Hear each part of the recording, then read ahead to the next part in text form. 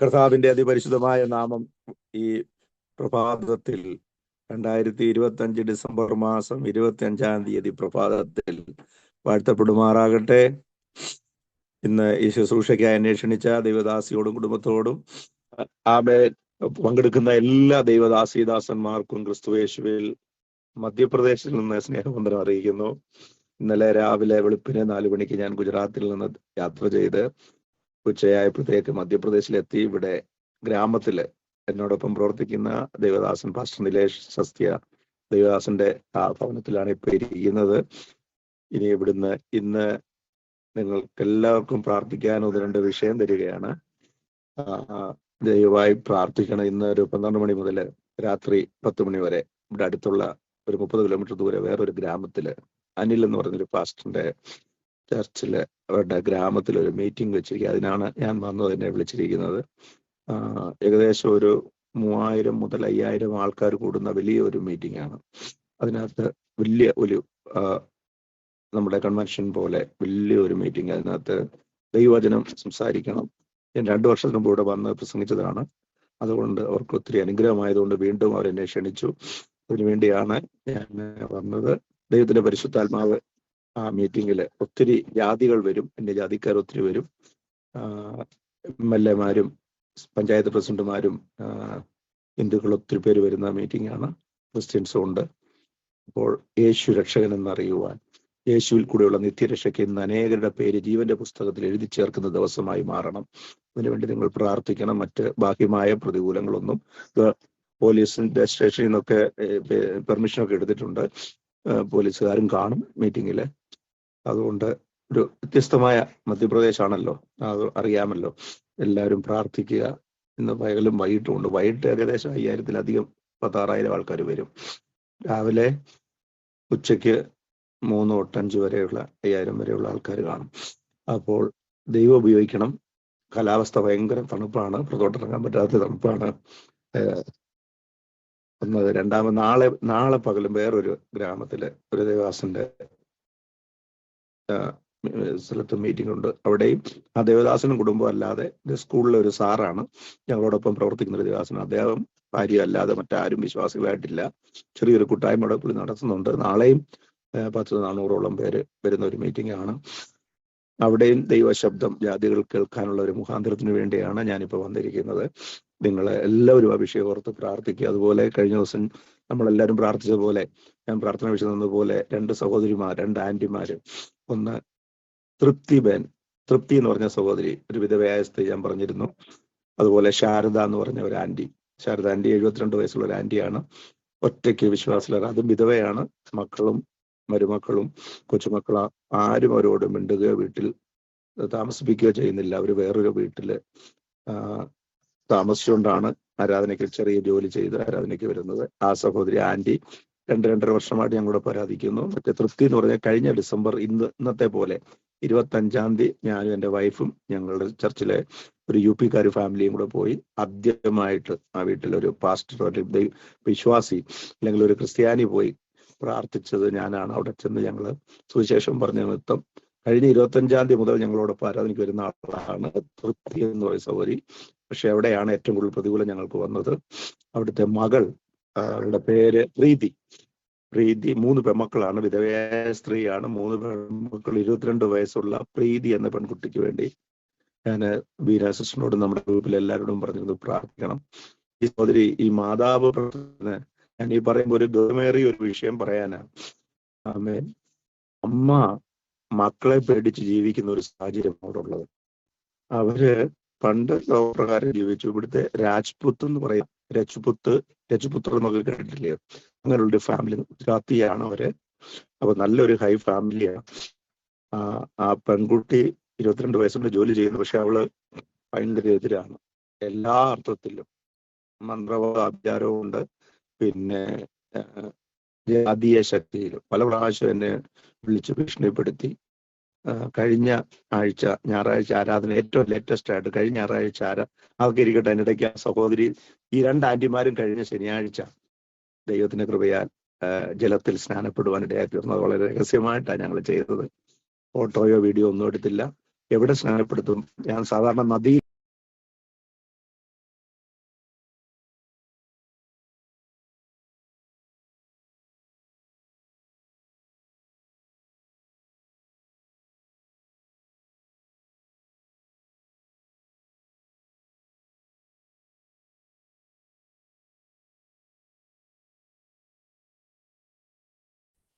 ഗ്രാമത്തിലായതുകൊണ്ട് ആ സഹോദരി ഞങ്ങൾക്ക് വളരെ ടെൻഷനായിരുന്നു. അവരെ വചനം പഠിപ്പിച്ചു, ഉപവാസം പഠിപ്പിച്ചു, ബൈബിളിലെ അടിസ്ഥാന ഉപദേശങ്ങളെല്ലാം പഠിപ്പിച്ചു, റെഗുലറായിട്ട് മീറ്റിംഗ് വരുന്നുണ്ട്.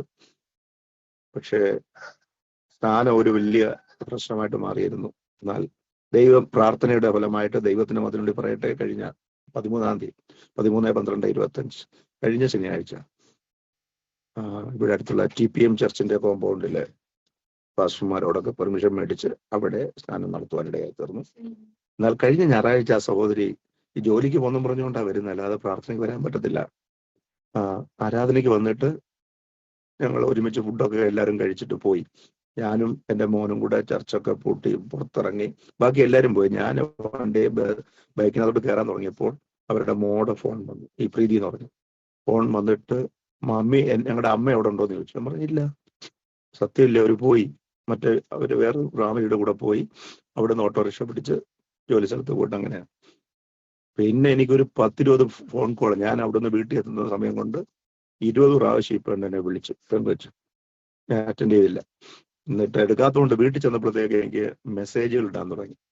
മെസ്സേജ് മൊത്തം ഇതാണ്: നിങ്ങൾ കള്ളം പറഞ്ഞതാണ്, അമ്മ അവിടെ ഉണ്ടായിരുന്നു, എനിക്കൊന്ന് അവർ ജോലി ചെയ്യുന്ന സ്ഥലത്ത് പോയി കാണാൻ, എന്നിട്ട് കണ്ടില്ല ഞാൻ. എന്നിട്ട് ഞാൻ നിങ്ങളെ ഇനി നമുക്ക് കോടതി വെച്ച് കാണാം, ഞാൻ നിങ്ങളെ കോടതിയിൽ കയറ്റും, ഞാൻ നിങ്ങളെ അടുപ്പിക്കും. അതൊക്കെ പറയാൻ നമുക്ക് പേടിക്കാനില്ല. പക്ഷെ ഞാൻ ഒന്നും പ്രതികരിച്ചില്ല.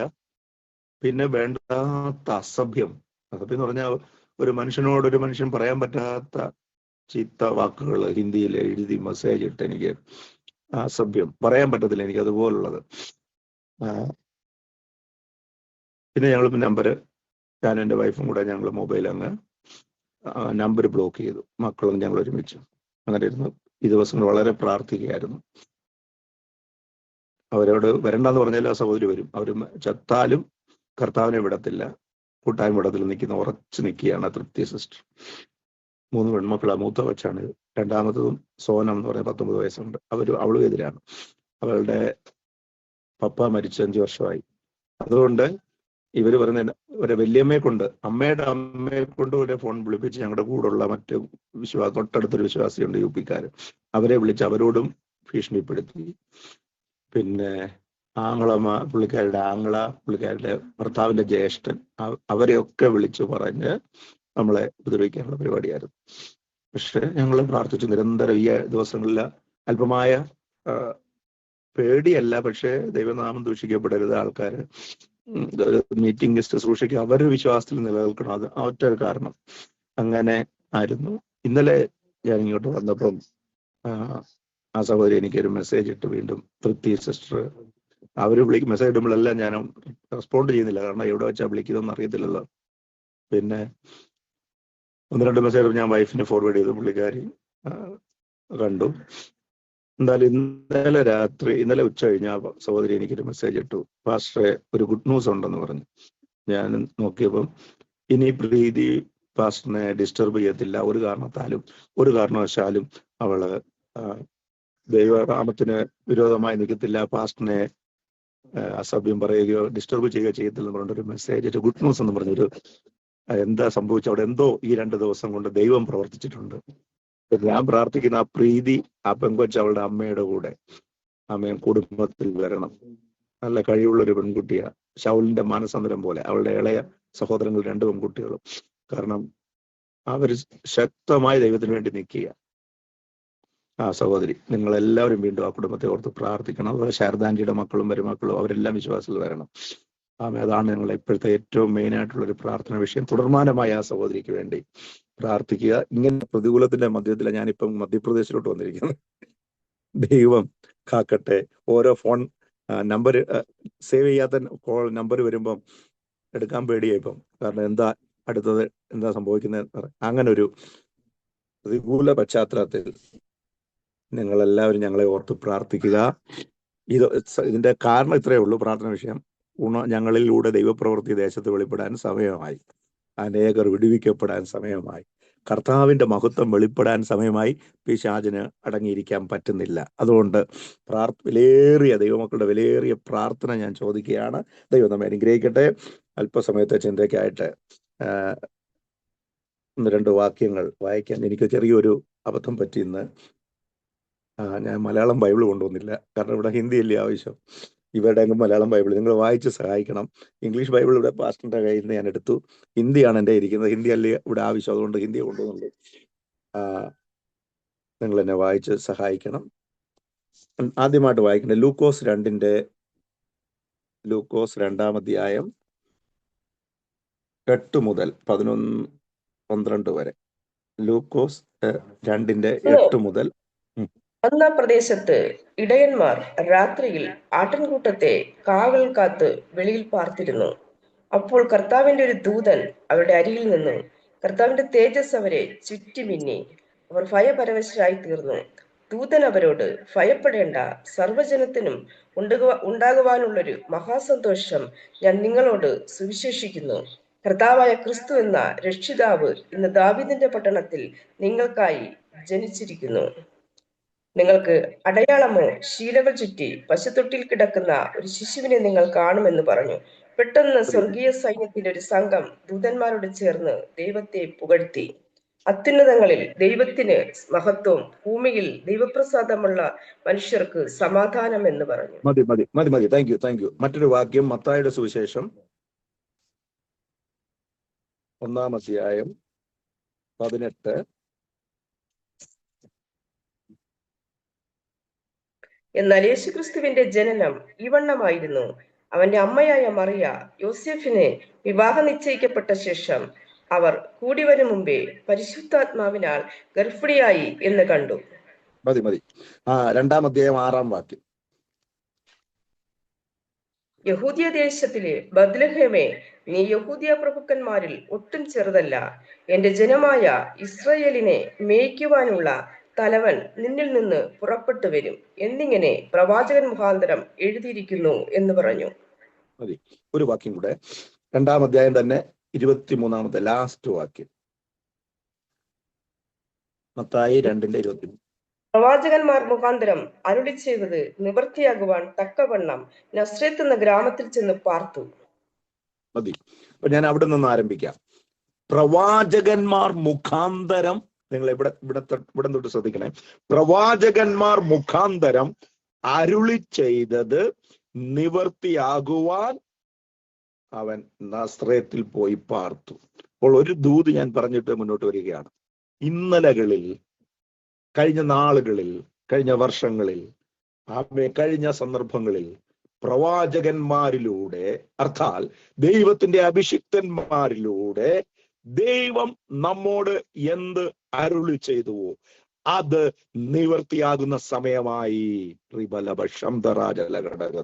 ആമേ, പ്രിയമുള്ളവരെ, ദൈവത്തിൽ നിന്ന് പുറപ്പെട്ട അനേക ദൂതുകൾ നമ്മുടെ കാതുകളിൽ, നമ്മുടെ ഹൃദയങ്ങളിൽ ഉണ്ട്. ആമേൻ. ഇന്ന് പ്രഭാതത്തിൽ ദൈവത്തിന്റെ പരിശുദ്ധാത്മാവ് പറയുന്നു, അത് നിവർത്തിയാകുവാൻ പോകുന്നു. ആമേൻ. വിശ്വസിച്ചുകൊണ്ട് ദൈവിക ദൂത് ഏറ്റെടുക്കുക. It is going to happen. ഇതുവരെ നമ്മൾ കേൾക്കുകയായിരുന്നു, ഇതുവരെ ദൂത് കേൾക്കുകയായിരുന്നു വചനത്തിലൂടെയും പ്രവചനാത്മാവിലും. എന്നാൽ ഇനിയുള്ള ദിവസങ്ങൾ, ഇന്ന് ദൈവത്തിന്റെ പരിശുദ്ധാത്മാവ് പറയുന്നു, ചില വാഗ്ദത്തങ്ങളുടെ, ചില പ്രവചനത്തിന്റെ നിവർത്തീകരണം നിന്നിൽ സംഭവിക്കാൻ പോകുന്നു. അത് പ്രാക്ടിക്കലായി, ലിറ്ററലായി, വിസിബിളായി, വിസിബിളായിട്ട്, അത് യാഥാർത്ഥ്യമായിട്ട്, റിയാലിറ്റി ആയിട്ട് നിന്റെ കൈകളിലേക്ക്, നിന്റെ കൺമുമ്പിലേക്ക്, നിന്റെ തലമുറയിലേക്ക്, നിന്റെ ശരീരത്തിലേക്ക് അത് വെളിപ്പെടാൻ പോകുന്നു. Praise the Lord. പ്രവചനമൊന്നും മനുഷ്യന്റെ ഇഷ്ടത്താൽ വന്നതല്ല. Praise the Lord. പത്രോസിന്റെ 2-ാം ലേഖനം 1-ാം അധ്യായം അവസാനത്തെ വാക്യം ഒന്ന് വായിച്ചാട്ടെ. What is prophecy?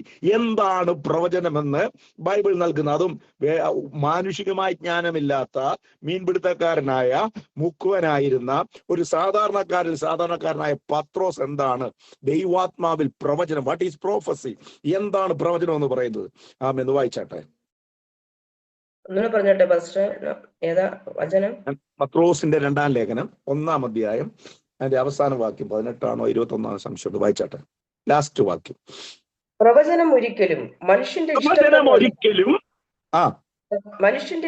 വന്നതല്ല. മനുഷ്യന്റെ ഇഷ്ടത്താൽ വന്നതല്ല. അടുത്തത്, ദൈവകൽപ്പനയാൽ മനുഷ്യൻ പരിശുദ്ധാത്മ നിയോഗം പ്രാപിച്ചിട്ട് സംസാരിച്ചതത്രേ. പ്രവചനം ഒന്നും, അത് പറയുമ്പോൾ ഓർത്തോണം, മാനുഷികമായിട്ടുള്ളതുണ്ട്, അത് തിരിച്ചറിയാൻ നമുക്ക് കൃപ വേണം. എന്നാൽ യഥാർത്ഥ പ്രവചനം, ആമേൻ, മനുഷ്യന്റെ ഇഷ്ടത്താൽ വന്നതല്ല. മനുഷ്യൻ വല്ലതും വായി തോന്നുന്നതോ മനസ്സിൽ തോന്നി വിളിച്ചു പറയുന്നതല്ല റിയൽ പ്രോഫസി. യഥാർത്ഥ പ്രവചനം എങ്ങനെയാണെന്നുള്ളതിന്റെ ദൈവമക്കളും ദൈവദാസിമാരും ദാസന്മാരും ആണല്ലോ നമുക്കറിയാം. എങ്കിൽ ഞാനൊരു കാര്യം പറയാം, ഏത് പ്രവചനമായാലും അതിന് ബൈബിൾ സ്ക്രിപ്ചർ ബാക്ക്ഗ്രൗണ്ട് ഉണ്ടെങ്കിൽ, ഏത് ദൂത് പറഞ്ഞാലും തിരുവെഴുത്തിന്റെ അടിസ്ഥാനത്തിലാണെങ്കിൽ അത് നമുക്ക് ഏറ്റെടുക്കാൻ കഴിയും. Praise the Lord. വചനത്തിന്റെ പിൻബലത്തിൽ, വചനാടിസ്ഥാനത്തിൽ പറയുന്ന ദൂതുകൾ ദൈവത്തിൽ നിന്ന് പുറപ്പെടുന്നതാണ്. Praise the Lord. അപ്പൊ പ്രവചനം ഒന്നും മനുഷ്യന്റെ ഇഷ്ടത്താൽ വന്നതല്ല, മനുഷ്യൻ തോന്നിയിട്ട് പറയുന്നതല്ല. ആമേൻ. പിന്നെയോ ആമേൻ. പിന്നെന്താ? ദൈവത്തിന്റെ മനുഷ്യൻ, ദൈവത്തിന്റെ മക്കൾ, എന്താണ് ആ വാക്കുകൾ? പരിശുദ്ധാത്മ നിയോഗം പ്രാപിച്ചിട്ട് സംസാരിച്ചതത്രേ. അപ്പോൾ ദൈവത്തിന്റെ ഭക്തന്മാർ, വിശുദ്ധന്മാർ, ദൈവത്തിന്റെ ജനം പരിശുദ്ധാത്മ നിയോഗം പ്രാപിച്ചിട്ട് സംസാരിക്കുന്ന അത്രേ.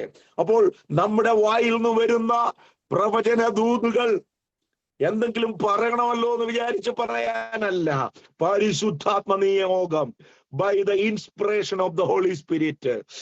According to the inspiration of the Holy Spirit. പരിശുദ്ധാത്മാവിന്റെ നടത്തിവും പ്രകാരം പരിശുദ്ധാത്മാവ് നിയോഗം തന്നാൽ ഇടംബലം നോക്കാതെ പറഞ്ഞോണം.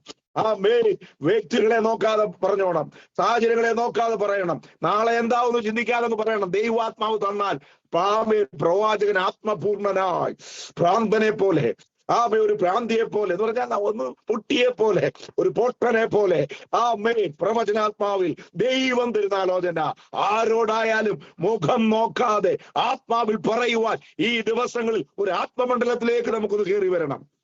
ഇനി നമ്മൾ കേട്ടിരിക്കേണ്ടവരല്ല, ഇനി നമ്മളത് പ്രാക്ടിക്കലായിട്ട് ചില വിഷയങ്ങളെ നോക്കി, നമ്മുടെ ഭവനത്തെ നോക്കി, നമ്മുടെ വീട്ടിലെ സാഹചര്യങ്ങളെ നോക്കി, തലമുറയെ നോക്കി ദൈവാത്മാവിൽ ദൂത് പറയുവാനുള്ള കൃപ ഇന്ന് പകൽക്കാലം പ്രാപിക്കട്ടെ. ദൈനംദിന ജീവിതത്തിൽ നാം അഭിഹരിക്കുന്ന വിഷയങ്ങളെ ദൈവാത്മാവിൽ കണ്ടിട്ട് അതിനെ നോക്കി, കാറ്റും കാണത്തില്ല, മഴയും കാണത്തില്ല, വിശ്വാസത്താൽ പ്രവചിക്കണം, വിശ്വാസത്താൽ സംസാരിക്കണം.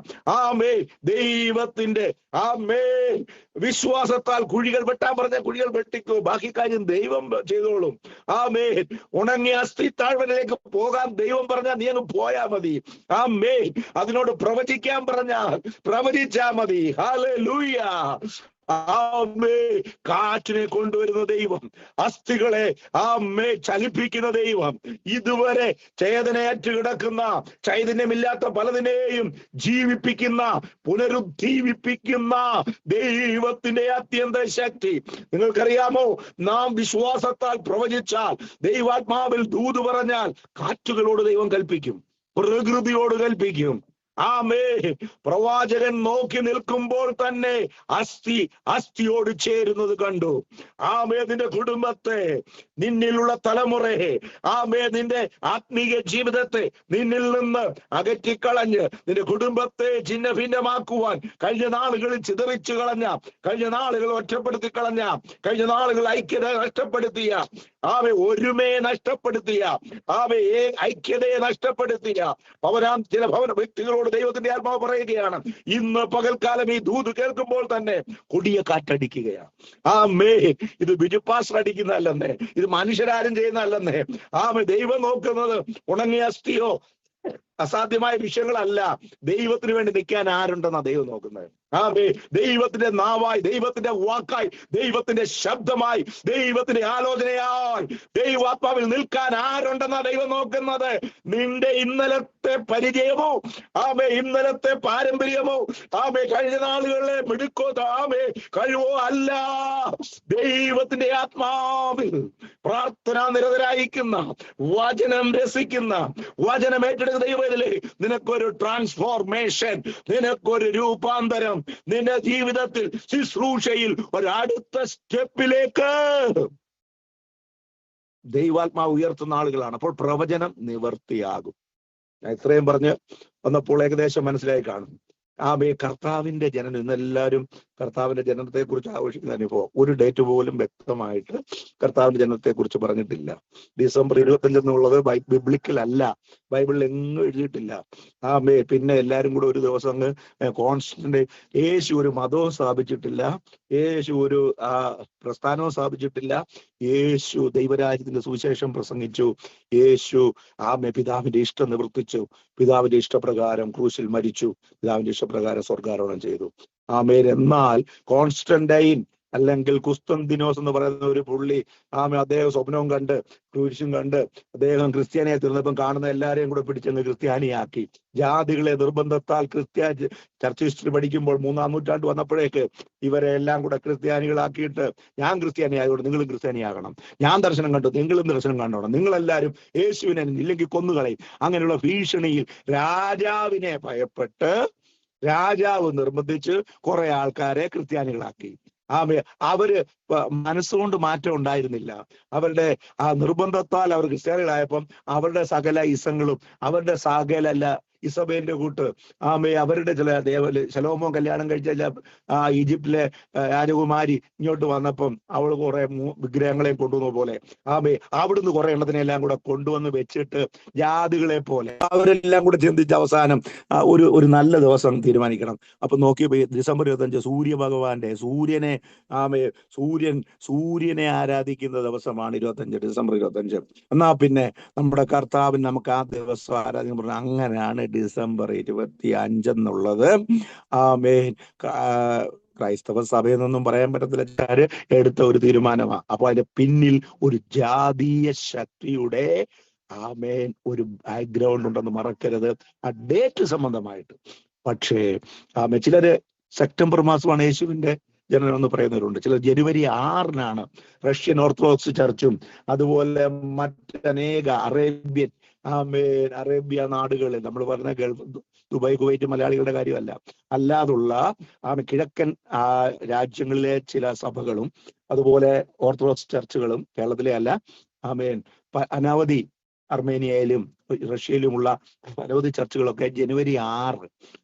ചിലരാണെങ്കിൽ മറ്റു ചില ദിവസങ്ങൾ, വ്യത്യസ്തമായ ദിവസങ്ങളാണ് കർത്താവിന്റെ ജനനത്തെ ആഘോഷിക്കുന്നത്. അത് തന്നെ ഒരു ഇതാണ്. കാരണം കർത്താവ് ഇന്ന ദിവസം ചെയ്യണമെന്നൊന്നും പറഞ്ഞിട്ടില്ല.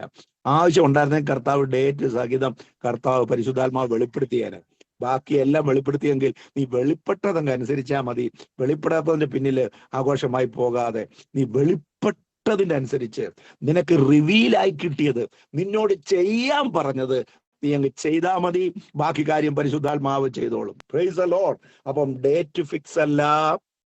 ഒറ്റ കാര്യം, തണുപ്പുകൊണ്ട് നിറഞ്ഞ ഒരു സമയമായിരുന്നു, കൊടും ശൈത്യമായിരുന്നു. ഞാൻ ആ ഭാഗത്തേക്ക് പോകുന്നില്ല. അപ്പൊ ഞാൻ പറയുന്ന വിഷയം ദ വേർഡ് ബിക്കെയിം ഫ്ലെഷ് എന്നുള്ളതാണ്. ഇന്നത്തെ മെസ്സേജ് ഇതാണ്. ആമേൻ. വചനം ജഡമായി തീർന്നു. ആമേൻ. What is Christmas? വചനം ജഡമായി തീർന്നു. ക്രിസ്തുമസ് എന്ന് പറഞ്ഞാൽ ക്രൈസ്റ്റ് പ്ലസ് മാസ്ന. Christ Jesus Christ. മാസ് എന്ന് ഉള്ള പദത്തിന്റെ അർത്ഥം ശരീരം എന്നാണ്, ശരീരം. അപ്പൊ ക്രിസ്തു ശരീരമായി തീർന്നു. ആമേൻ. ദൈവപുത്രൻ ജഡാവതാരം എടുത്ത ക്രിസ്തു ജഡാവതാരം എടുത്തു എന്നുള്ളതാണ് the incarnation of Jesus Christ.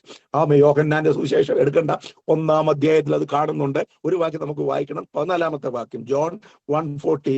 അവിടെ കാണാൻ കഴിയും, വചനം ജഡമായി തീർന്നു, കൃപയും സത്യവും നിറഞ്ഞവനായി നമ്മുടെ ഇടയിൽ പാർത്തു. അയച്ചട്ടെ.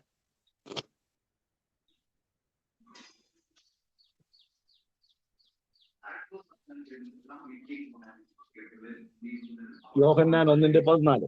വചനം ജഡമായി തീർന്നു, കൃപയും സത്യവും നിറഞ്ഞവനായി നമ്മുടെ ഇടയിൽ പാർത്തു. വചനം ജഡമായി തീർന്നു, കൃപയും സത്യവും നിറഞ്ഞവനായി നമ്മുടെ ഇടയിൽ പാർത്തു. ഇതാണ് യേശു ഒരിക്കലായിട്ട് മനുഷ്യരൂപമെടുത്ത് ഈ ഭൂമിയിലേക്ക് വന്നു. അതെന്താ ആയതെന്നാണ് ഇവിടെ വായിച്ചത്. വചനം ജഡമായി തീർന്നു. അപ്പം the divinity of the word of God, ഇതിന്റെ മീനിങ് ദൈവവചനത്തിന്റെ ദിവ്യത്വം എന്ന് പറയാൻ കഴിയും. ദൈവവചനം, ആദിയിൽ വചനം ഉണ്ടായിരുന്നു, വചനം ദൈവത്തോടു കൂടെ ആയിരുന്നു, വചനം ദൈവമായിരുന്നു. ആമേൻ. ഞാൻ അവിടെ നിൽക്കാൻ സമയമില്ലാത്തതുകൊണ്ട് ഞാനത് പറഞ്ഞങ്ങ് വിടുന്നത്. 1:1 ആദിയിൽ വചനം ഉണ്ടായിരുന്നു, വചനം ദൈവത്തോടു കൂടെ ആയിരുന്നു. വചനം ആരായിരുന്നു? ഹലോ, വചനം ദൈവമായിരുന്നു. വചനം ആമേൻ. ആ വേർഡ്, ആ വചനം became flesh, ശരീരം ബോഡി, രൂപം, ഒരു മനുഷ്യ രൂപം എടുത്തു. അതാണ് യേശു ക്രിസ്തു. ആമേൻ. പുരുഷന്റെ ഇഷ്ടത്താലല്ല, സ്ത്രീയുടെ ഇഷ്ടത്താലല്ല, ഒരുത്തന്റെ ഇഷ്ടത്താലല്ല കർത്താവ് ജനിച്ചത്. ആമേൻ. അതാണ് മത്തായി 1:18 വായിച്ചത്. ആമേൻ. പരിശുദ്ധാത്മാവിനാൽ കന്യക ഗർഭിണിയായി. ഇന്നും ശാസ്ത്രജ്ഞന്മാർക്കും ഇന്നും ലോകപണ്ഡിതന്മാർക്കും ലോകരാഷ്ട്രങ്ങൾക്കും ബുദ്ധിമാന്മാർക്കും ജ്ഞാനികൾക്കും താത്വികന്മാർക്കും മനസ്സിലാകാത്തൊരു കാര്യമാണ് യേശുവിന്റെ ജനനം. ആമേൻ. ഹല്ലേലൂയ. എത്ര ശ്രേഷ്ഠമായ ഒരു ദൈവത്തെയാണ് നമ്മൾ ആരാധിക്കുന്നത്. അവന്റെ ജനനം പോലും മിറക്കുലസ് ആണെങ്കിൽ, ചിന്തകൾക്ക് അതീതമാണെങ്കിൽ, ഒരു മനുഷ്യന്റെയും ഇഷ്ടത്താലല്ല, സ്വർഗത്തിലെ ദൈവത്തിന്റെ ഇഷ്ടം. ആത്മാവ് ഒരു കന്യകയിൽ പരിശുദ്ധാത്മാവിന്റെ പ്രവൃത്തിയിൽ അത്രേ യേശുവിന്റെ ജനനം ഉണ്ടായത്. കാരണം അവന്റെ ജനനം ദിവ്യമായിരുന്നു, വിശുദ്ധമായതായിരുന്നു. അതുകൊണ്ട് ആ പരിശുദ്ധാത്മാവിനാൽ ജന്മമെടുത്തു. അത് ദൈവത്തിന്റെ പ്രവൃത്തിയാണ്. ആമേൻ. അപ്പോൾ നമ്മൾ നോക്കിയാൽ വചനം ജഡമായി തീർന്നു. അതിനകത്തൊരു ഡിവിനിറ്റി ഉണ്ട്. നീ അടുത്തത്, അതിനകത്തൊരു എറ്റേണിറ്റി ഉണ്ട്. നിങ്ങൾ ശ്രദ്ധിക്കണേ. യേശുവിൽ ഒരു നിത്യതയുണ്ട്. എന്താണ്? യേശു നിത്യത മുതൽ നിത്യത വരെയും ജീവിക്കുന്ന ദൈവമാണ്. The eternity of the word of God. ആദ്യം പറഞ്ഞ divinity of the word of God. യേശുവിന്റെ ജനനത്തിൽ ഒരു ദിവ്യത്വമുണ്ട്.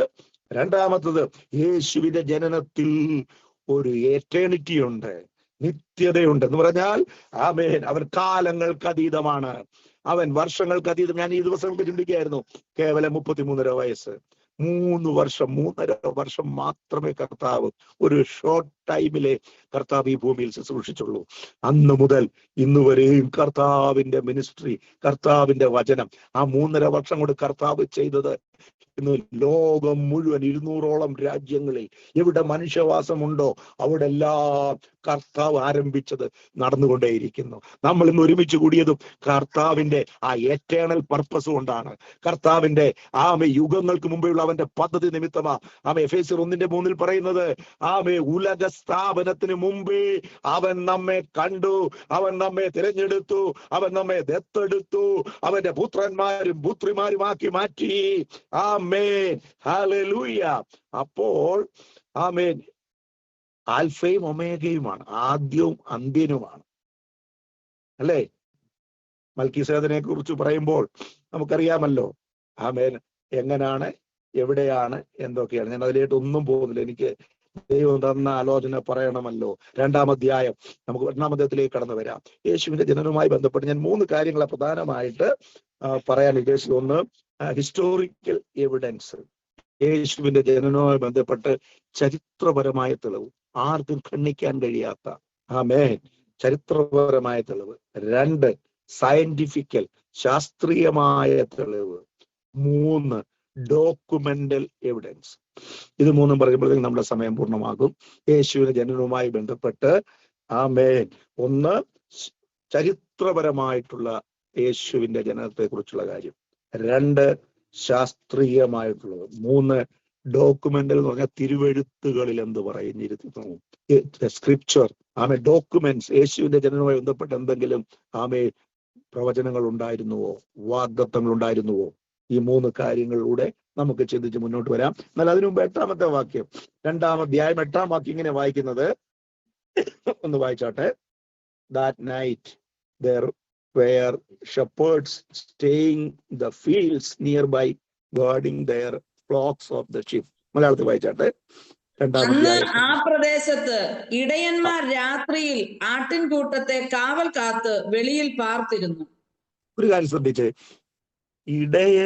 ഇടയ ശ്രേഷ്ഠന്റെ ജന്മസമയത്ത് ഇടയനാണല്ലോ കർത്താവ്. യഹോവ എന്റെ ഇടയനാകുന്നു എന്നല്ലേ നമ്മൾ പറയുന്നത്. അപ്പൊ ഇടയ ശ്രേഷ്ഠൻ വെളിപ്പെടാൻ പോവുകയാണ്. ഇടയൻ, യഥാർത്ഥ ഇടയൻ. ഇടയന്റെ ജന്മസമയത്ത് അത് വെളിപ്പെടുത്തിയ ഒരു കൂട്ടമുണ്ട്, ഇടയന്മാർക്ക്. ആമേൻ, ആമേൻ. ഈ ആട്ടിടയന്മാർ ആടിനെ മേയിച്ചുകൊണ്ട് വെളിമ്പ്രദേശത്ത്, കൊടും തണുപ്പാണ്. ആമേൻ. ചിലർ പറയുന്നത് ഭയങ്കര തണുപ്പൊന്നും ആയിരിക്കത്തില്ല, അതുകൊണ്ട് ഇങ്ങനെ തണുപ്പായിരുന്നെങ്കിൽ ഒരു വെളിയിൽ കിടക്കാൻ പറ്റത്തില്ല, അങ്ങനെയും പറയുന്നു. ഞാനതൊന്നും ആമേൻ തിയോളജിക്കലി സിസ്റ്റമാറ്റിക്കലി ഒന്നും തെളിയിക്കാൻ പോകുന്നില്ല. നമുക്ക് അറിയാൻ വേണ്ടി ഞാൻ പറഞ്ഞതേ ഉള്ളൂ. ആമേൻ, ഹല്ലേലൂയ. എന്തായിക്കോട്ടെ, വെളിമ്പ്രദേശത്ത് ആടുകളെ പകലെല്ലാം തീറ്റി സംരക്ഷിച്ചിട്ട് അവരെ പാർപ്പിച്ചിരുന്നതിന്റെ വെളിമ്പ്രദേശത്ത്, അപ്പുറത്ത് ഒരു വിജനമായ സ്ഥലത്ത് വെളിമ്പ്രദേശത്ത് കാവൽ കാത്തുകൊണ്ടുവന്ന ഇടയന്മാർക്കാണ് കർത്താവിന്റെ ജനനം, തിരുജനനം, തിരുപ്പിറവിയുടെ ആ സദ്വർത്തമാനം കേൾപ്പിക്കാനിടയായി തീർന്നത്. സാധാരണക്കാരിൽ സാധാരണക്കാരായ ഒരു കൂട്ടം ജനത്തെ. Praise the Lord. ഇനി യേശുവിന്റെ ജനനവുമായി ബന്ധപ്പെട്ട പല സംഗമങ്ങളുണ്ട്. സംഗമങ്ങൾ: ഒന്ന്, ആട്ടിടയന്മാർക്ക് വെളിപ്പെട്ടു. രണ്ട്, സ്വർഗദൂതന്മാർ ഇറങ്ങി വന്നു. ആദ്യമായിട്ട് കരോൾ സർവീസ് നടത്തിയത് സ്വർഗത്തിന്റെ ദൂതന്മാരാണ്. അത്യുന്നതങ്ങളിൽ ദൈവത്തിന് മഹത്വം. മാലാഖമാർ, അല്ലെങ്കിൽ സ്വർഗത്തിൽ നിന്ന് വന്നവനെ പ്രകീർത്തിക്കുവാൻ സ്വർഗദൂതന്മാരെ ദൈവം അപ്പോയിന്റ്മെന്റ് ചെയ്തതായിട്ട് കാണുന്നു. ആമേൻ. Heaven came down. ആമേൻ. സ്വർഗം ഇറങ്ങി. അതാണ് യേശുവിന്റെ ജനനത്തിലൂടെ ഉണ്ടായത്. ദൈവപുത്രൻ ഭൂമിയിലേക്ക് വന്നപ്പോൾ ദൂതന്മാർ പോലും ആരാധിക്കുന്ന, ദൂതന്മാരെക്കാൾ വലിയവനായ ദൈവപുത്രന്റെ തിരുജനനത്തെ ദൂതന്മാർ ഘോഷിക്കാൻ തുടങ്ങി. അത്യുന്നതങ്ങളിൽ ദൈവത്തിന് മഹത്വം, ഭൂമിയിൽ ദൈവപ്രസാദമുള്ള മനുഷ്യർക്ക് സമാധാനം. ആ വിഷയം ഞാൻ വിടുന്നു. മൂന്നാമത്, യേശുവിന്റെ തിരുജനനത്തില് ആ സമയത്ത് ചിലരെ ദൈവം കൂട്ടിയോജിപ്പിച്ചു. അത് വിദ്വാൻമാരാണ്. ആരാണ്? വിദ്വാൻമാർ. അവർ പണ്ഡിതന്മാരാണ്, ജ്യോതിശാസ്ത്രജ്ഞന്മാരാണ്, വാനശാസ്ത്രജ്ഞന്മാരാണ്. ആകാശത്തെ നോക്കി, നക്ഷത്രങ്ങളെ നോക്കി ആമേൻ പ്രവചിക്കുന്ന, ഭാവിയെ കുറിച്ച് പറയുന്ന, ശാസ്ത്രീയമായി പറയുന്ന, ആമേ പ്രവചനപരമായി പറയുന്ന ആൾക്കാരാണ് ജ്യോതിഷുകൾ. ആമേ വിദ്വാൻമാർ, വൈസ്മെൻ എന്നാണ് ഇംഗ്ലീഷ് എഴുതിയിരിക്കുന്നത്, ജ്ഞാനികൾ. ഒരു സന്തോഷ വാർത്ത ഞാൻ പറയട്ടെ. ഈ ജ്ഞാനികൾ പൂർവദേശത്തു നിന്ന് വന്നെന്നാ പറയുന്നത്. ഇന്നത്തെ നിങ്ങൾ സ്റ്റഡി ചെയ്താൽ ഒരു കാര്യം മനസ്സിലാകും. ഈ കൂട്ടത്തിൽ ചിലർ പറയുന്നു 3 വിദ്വാൻമാർ വന്നെന്ന്. അങ്ങനെ ബൈബിളിൽ എഴുതിയിട്ടില്ല. പൊന്നെ മൂരെ കുന്തിരിക്കം കാഴ്ച വെച്ചതുകൊണ്ട് അങ്ങ് നമ്മൾ ഒപ്പിച്ച് പറയുക 3 പേരാണ്. 3 പേരാന്നും ബൈബിളിൽ ഇവിടെ ഒന്നും എഴുതിയിട്ടില്ല. അതുകൊണ്ട് ബൈബിൾ ഇല്ലാത്ത കാര്യമൊന്നും ആരോടും പറയുകയും ചെയ്യരുത്, പ്രസംഗിക്കുകയും ചെയ്യരുത്.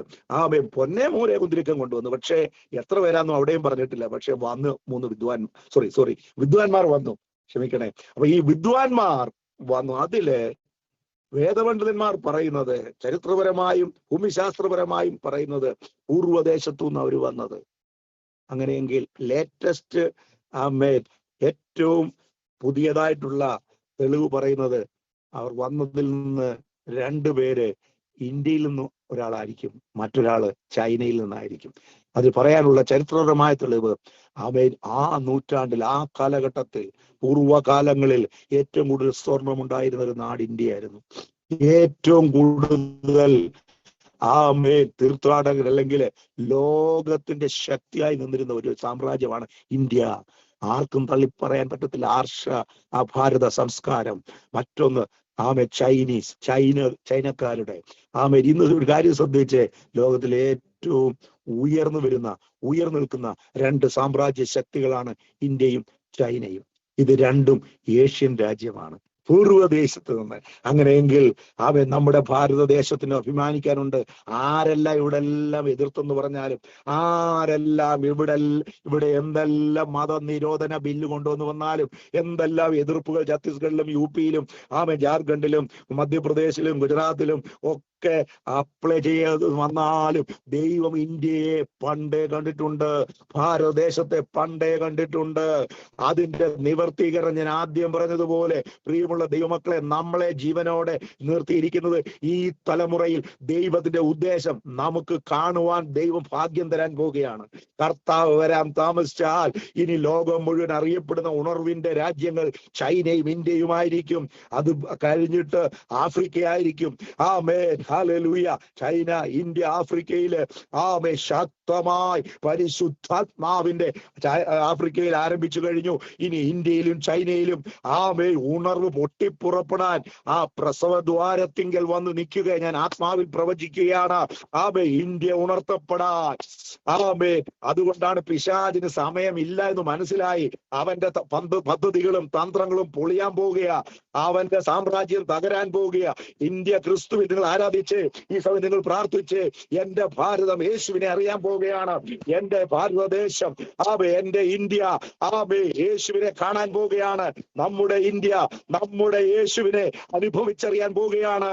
അങ്ങനെ ഒരു കാലഘട്ടത്തിലേക്ക് എന്നെ നിന്നെയും കൊണ്ടുവന്നെങ്കിൽ എന്തുകൊണ്ട് ഇന്ന് പകൽക്കാലം ദൈവാത്മാവ് നമ്മെ തിരുവചനത്തിലെ സത്യങ്ങൾ ചിലരോട് പറയാൻ പരിശുദ്ധാത്മാവ് നമ്മളെ നിയോഗിക്കുക. വചനം ജഡമെടുത്തതാണ്. യഥാർത്ഥ ക്രിസ്മസ് വചനം ജഡമായി തീർന്നു. ദൈവപുത്രൻ മനുഷ്യാവതാരം എടുത്തതാണ്. അവനൊരു മതത്തിന്റെ ദൈവമല്ല, അവനൊരു ക്രിസ്ത്യാനിയുടെ ദൈവമല്ല. അവന്റെ ആ ജനനത്തിങ്കൽ പറഞ്ഞത് എന്താണ്? ദൂതൻ എന്നിട്ട് പറഞ്ഞത് എന്താണ്? ഇടയന്മാരോട് പറഞ്ഞത് സർവജന 10-ാം വാക്യം, സർവജനത്തിനും ഉണ്ടാകുവാനുള്ള ഒരു മഹാസന്തോഷം. ആമേൻ. ഇന്ന് പകൽക്കാലം ദൈവജനമേ, ഇതൊരു വലിയ സന്തോഷത്തിന്റെ വാർത്തയാണ്. It is a gospel of great joy. ആമേൻ. യേശുവിന്റെ ജനനം എന്ന് പറയുന്നത് ഗോസ്പൽ ഒരു സുവാർത്തയാണ്, ഒരു സുസന്ദേശമാണ്, ഒരു സുസമാചാരാണ്, ഒരു ഗുഡ് ന്യൂസ് ആണ്. എന്താ ഗുഡ് ന്യൂസ്? യേശു ലോക രക്ഷിതാവാണ്. ദൈവത്തെ ആരാധിച്ചു. നിന്റെ ചുറ്റുപാടുള്ളവർ, നിന്റെ കുടുംബക്കാർ, ചാർച്ചക്കാർ, നിന്റെ ദേശക്കാർ, രാജ്യക്കാർ യേശുവിനെ അറിയാൻ ഈ നാളുകൾ കാരണമായി തീരട്ടെ. ഇതെന്റേത് മാത്രമല്ല, സർവ്വജനത്തിനും ഉണ്ടാകാനുള്ള സന്ദേശം. ഞാനൊരു കാര്യം പറയാം, അനുഭവത്തോടുകൂടെ പറയാം. കഴിഞ്ഞ ആഴ്ച ഞാനും എന്റെ മോനും കൂടെ ഒരു കടയിൽ പോയി, ഇവിടെ ബറോഡയില് ഒരു ബേക്കറിയിലാ സാധനം മേടിക്കാൻ പോയതാ. ഒത്തിരി ആൾക്കാരുണ്ടായിരുന്നു. അതിനിടയ്ക്ക് ഞാനും തിടുക്കത്തിൽ അങ്ങോട്ട് കയറി. ഞാനും മോനും കൂടെ, ഇളയ മോനും കൂടെ ചെന്ന് സാധനം മേടിച്ചിട്ട് ഞങ്ങൾ അദ്ദേഹത്തെ ആദ്യമായിട്ട് കാണുക, കടയിൽ ആദ്യമായിട്ട് കയറുക. പക്ഷേ അദ്ദേഹത്തിന്റെ വൈഫും ഉണ്ടായിരുന്നു. ഇവിടുത്തെ ഗുജറാത്തിലെ നല്ലൊരു ഹൈഫൈ ഗുജറാത്തി ഫാമിലിപ്പെട്ട ആളാണ്. ഞാനൊരു സാധാരണ വസ്ത്രമൊക്കെ ധരിച്ച് ജസ്റ്റ് ഒന്ന് രണ്ട് സാധനം മേടിക്കാനായിട്ട് പോയത്. പാലും അതുപോലെ ഇച്ചിരി ബിസ്ക്കറ്റും ആയതുകൊണ്ട് സാധനങ്ങൾ മേടിക്കും. സാധനം തന്നു. അദ്ദേഹം ഒരു മുഖത്തോട് നോക്കി, നിങ്ങൾ ആരാണ്, നിങ്ങൾ എവിടുന്നാ? പറഞ്ഞു, ഇവിടെ അടുത്താ താമസിക്കുന്നത്. അങ്ങോട്ട് ഇങ്ങോട്ട് സംസാരം. അത്രയും ചോദിച്ചു കഴിഞ്ഞപ്പോൾ അദ്ദേഹം എന്നോട് ചോദിക്കുകയാണ്, ഹൈന്ദവനാണ്, ഒരിക്കലും പള്ളിയിൽ പോകാത്ത ആളാണ്. അദ്ദേഹം ചോദിക്കുക, നിങ്ങള് ക്രിസ്ത്യാനിയാണോ? ശ്രദ്ധിക്കണേ, ഇന്നത്തെ ദിവസം തന്നെ പറയുക, എന്റെ കയ്യിൽ ബൈബിളില്ല, സാധാരണ വസ്ത്രമാണ്, വെള്ളയുടുപ്പല്ല, ക്ലീൻ ഷേവ് അല്ല, ഞാൻ പ്രസംഗിച്ചില്ല. അദ്ദേഹം നിങ്ങൾ ക്രിസ്ത്യാനിയാണോ? Are you a Christian? ഞാൻ ഉടനെ ചോദിച്ചു. അദ്ദേഹത്തിന് മുഖത്തോട്ട് നോക്കി. ചുറ്റുവട്ടം ആൾക്കാരെല്ലാം നിൽക്കുക. ഒരു ഗോസ്പൽ മീറ്റിംഗ് നടന്നു. ഞാൻ ചോദിച്ചു, നിങ്ങൾക്ക് എങ്ങനെ മനസ്സിലായി? ഞാൻ ആണെന്ന് പറഞ്ഞില്ല. നിങ്ങൾക്ക് എങ്ങനെ മനസ്സിലായി? അദ്ദേഹം എന്നോട് പറയുക, ദൈവമഹത്വത്തിന് വേണ്ടി പറയട്ടെ, നിങ്ങളുടെ മുഖത്ത് നോക്കുമ്പോൾ അറിയാം നിങ്ങൾ ഒരു ദൈവ മനുഷ്യനാണെന്ന്. അന്യജാതിക്കാരൻ പറയുക, നിങ്ങളുടെ മുഖം കാണുമ്പോൾ അറിയാം നിങ്ങൾ ഒരു ക്രിസ്ത്യാനിയാണെന്ന്. ഞാൻ അന്നേരം അയാളുടെ കൈ അങ്ങോട്ട് കൊടുത്തിട്ട് കുറെ ചെറുപ്പക്കാർ, പെമ്പിള്ളാരും ആമ്പിള്ളാരും ഉണ്ട്, കുറെ ആൾക്കാര്, ജാതികളുണ്ട്, ഭാര്യ അവിടെ നിൽപ്പുണ്ട്. ഞാൻ അദ്ദേഹത്തിന് കൈ കൊടുത്തിട്ട് പറഞ്ഞു, ഞാനൊരു ക്രിസ്ത്യാനി മാത്രമല്ല, ഐ ആം എ പാസ്റ്റർ. ആ കടയെന്നോട് ഞാൻ പറഞ്ഞു, ഞാൻ ആദ്യമായിട്ട് ആ കടയ്ക്ക് അത് കാലുകുത്തുക, ഞാനൊരു ദൈവദാസനാണ്. അദ്ദേഹത്തിന് സന്തോഷമായി. അപ്പോൾ കൂടെ നിന്ന് കുറെ ആൾക്കാരുണ്ടായിരുന്നു, 3-4 പെമ്പിള്ളാരും ഉണ്ടായിരുന്നു. അവരെല്ലാം അന്യജാതിക്കാരാ. അപ്പൊ അവരും എന്നോട് കണ്ടിട്ട് ചോദിക്കുക, യോ നിങ്ങൾ ഫാദറാണോ, പാസ്റ്ററാണോ?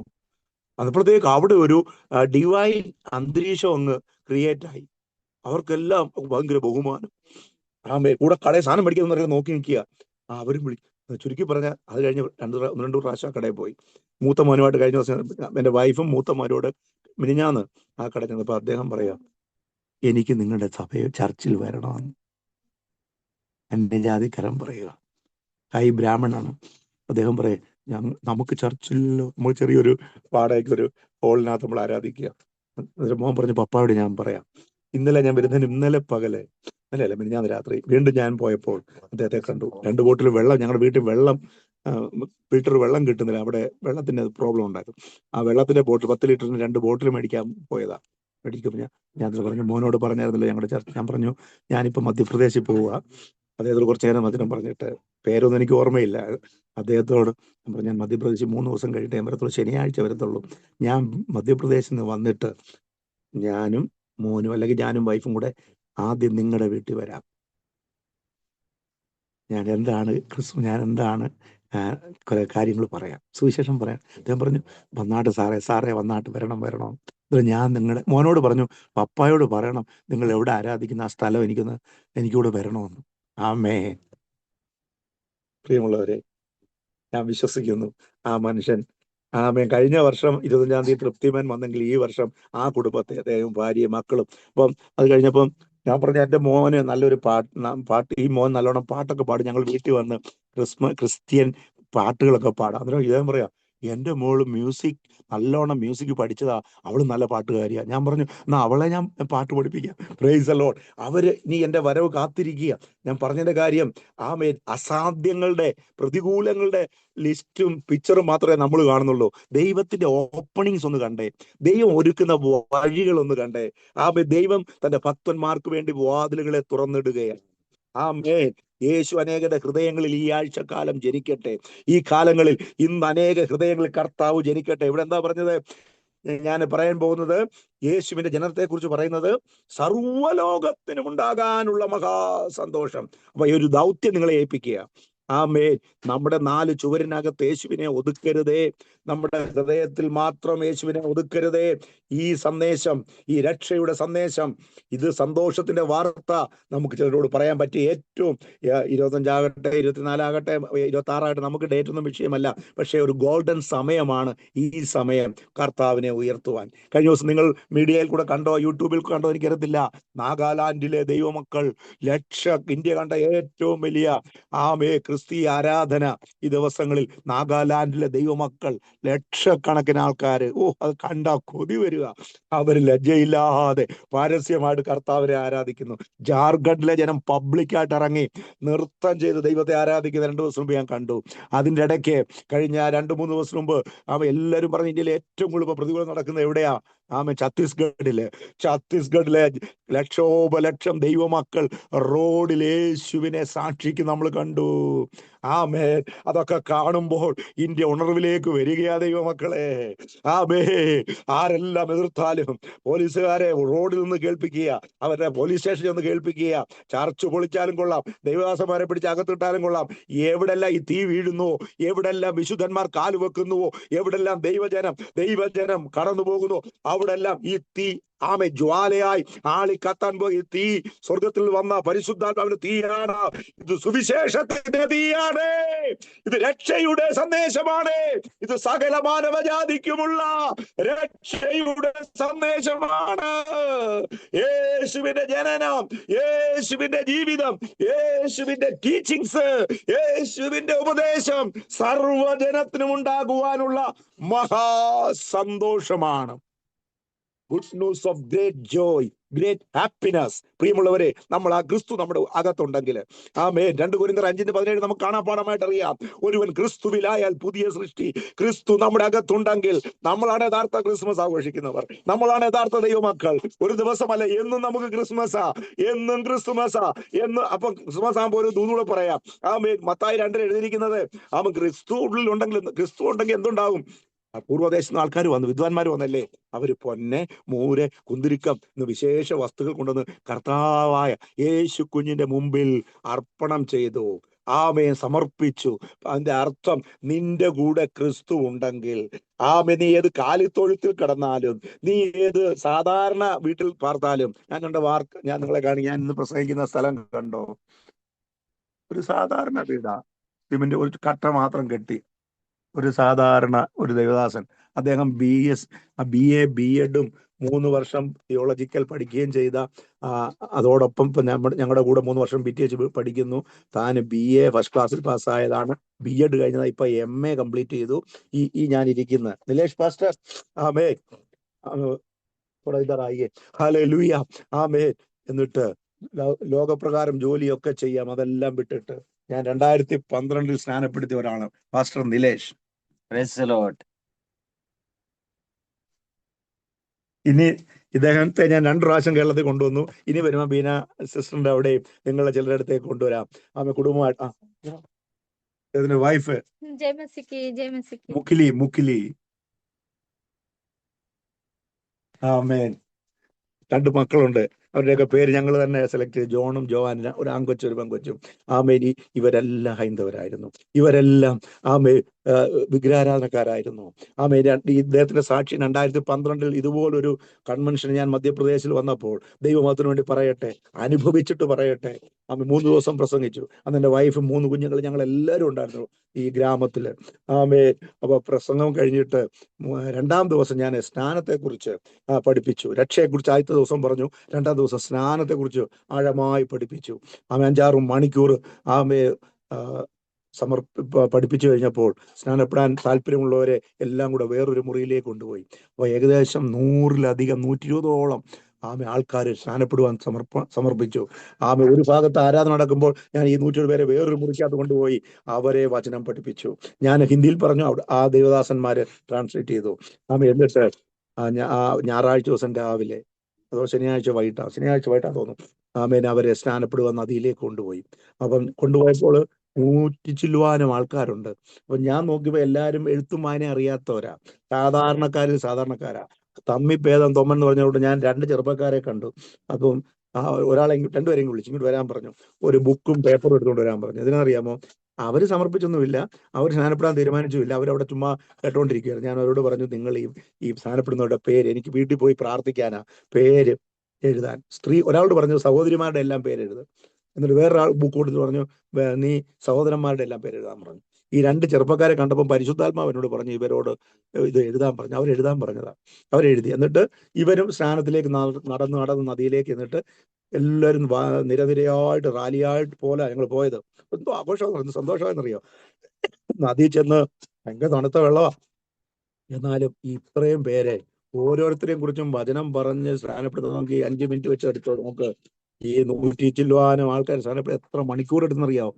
ആ വെള്ളത്തിൽ അതിൽ നിന്ന് കാലെല്ലാം മരവിക്കുകയായിരുന്നു. അപ്പം ഇത്രയും പേര് സ്നാനപ്പെട്ടു. സഹോദരിമാർ ആദ്യം, പിന്നെ സഹോദരന്മാർ. ഞാൻ അന്നേരം ഒരു കാര്യം ദൈവാത്മാവിൽ പറയട്ടെ, അവിടെ നിന്ന് ദൈവാത്മാവിനോട് വെള്ളത്തിൽ നിന്നുകൊണ്ട് പ്രവചിച്ചു. ആ വെള്ളത്തിൽ നിന്നുകൊണ്ട്, സ്നാനക്കടവിൽ നിന്നുകൊണ്ട് വെള്ളത്തിൽ കൊണ്ട് ഞാൻ പ്രവചിച്ചു. എന്താ പ്രവചിക്കാൻ വലിയ പ്ലാറ്റ്ഫോം ഒന്നും വേണ്ട കേട്ടോ. നമ്മുടെ ജീവിത സാഹചര്യങ്ങളിൽ ആത്മാവിൽ പ്രവചിക്കാൻ കഴിയും. ഞാൻ പ്രവചിച്ചിട്ട് പറഞ്ഞു, ഇന്ന് 2 സഹോദരന്മാർ ഈ പേപ്പറും ലിസ്റ്റ് എഴുതി. ദൈവത്തിന്റെ പരിശുദ്ധാത്മാവ് സഹോദരങ്ങളോട് പറയുന്നു, നിങ്ങൾക്കും അവസരമുണ്ട്. പരിശുദ്ധാത്മാവ് നിങ്ങളെ സ്നേഹിക്കുന്നു. നിങ്ങൾക്കും സമർപ്പണമുണ്ടെങ്കിൽ ഇപ്പൊ വെള്ളത്തിലിറങ്ങാം. ആ മുറിക്കാതിരുന്ന് അവർ സമർപ്പിച്ചവരല്ല അവര്. പക്ഷെ ദൈവം നിങ്ങളെ സ്നേഹിക്കുന്നു. യേശു നിങ്ങളെ രക്ഷകനാണ്. സമർപ്പിക്കാൻ തയ്യാറാണെങ്കിൽ വെള്ളമുണ്ട്, സ്നാനപ്പെടുന്ന ആളുണ്ട്. നിങ്ങളോട് പരിശുദ്ധാത്മാവ് പ്രേരിപ്പിക്കുന്നത് ഇറങ്ങി വരാൻ പറഞ്ഞു. ഈ 2 പേപ്പർ എഴുതിയ 2 സഹോദരന്മാരും ഇങ്ങനെ ഇറങ്ങി വന്നു. അതിലൊന്നാ ഇപ്പൊ നിങ്ങളെ കാണിച്ച നിലേഷ് പാസ്റ്റർ. 10-18 വയസ്സുള്ള ചെറുപ്പക്കാരനായിരുന്നു. ആ പരിശുദ്ധാത്മാവ് അദ്ദേഹത്തിന്റെ ഉള്ളിൽ ഇടപെട്ടു. അദ്ദേഹത്തിന്റെ സമയം കറണ്ട് അടിക്കുന്ന പോലെ അദ്ദേഹം ബുക്കും പേപ്പറും വിട്ടിട്ട് വെള്ളത്തിലേക്ക് ഇറങ്ങി വന്നു.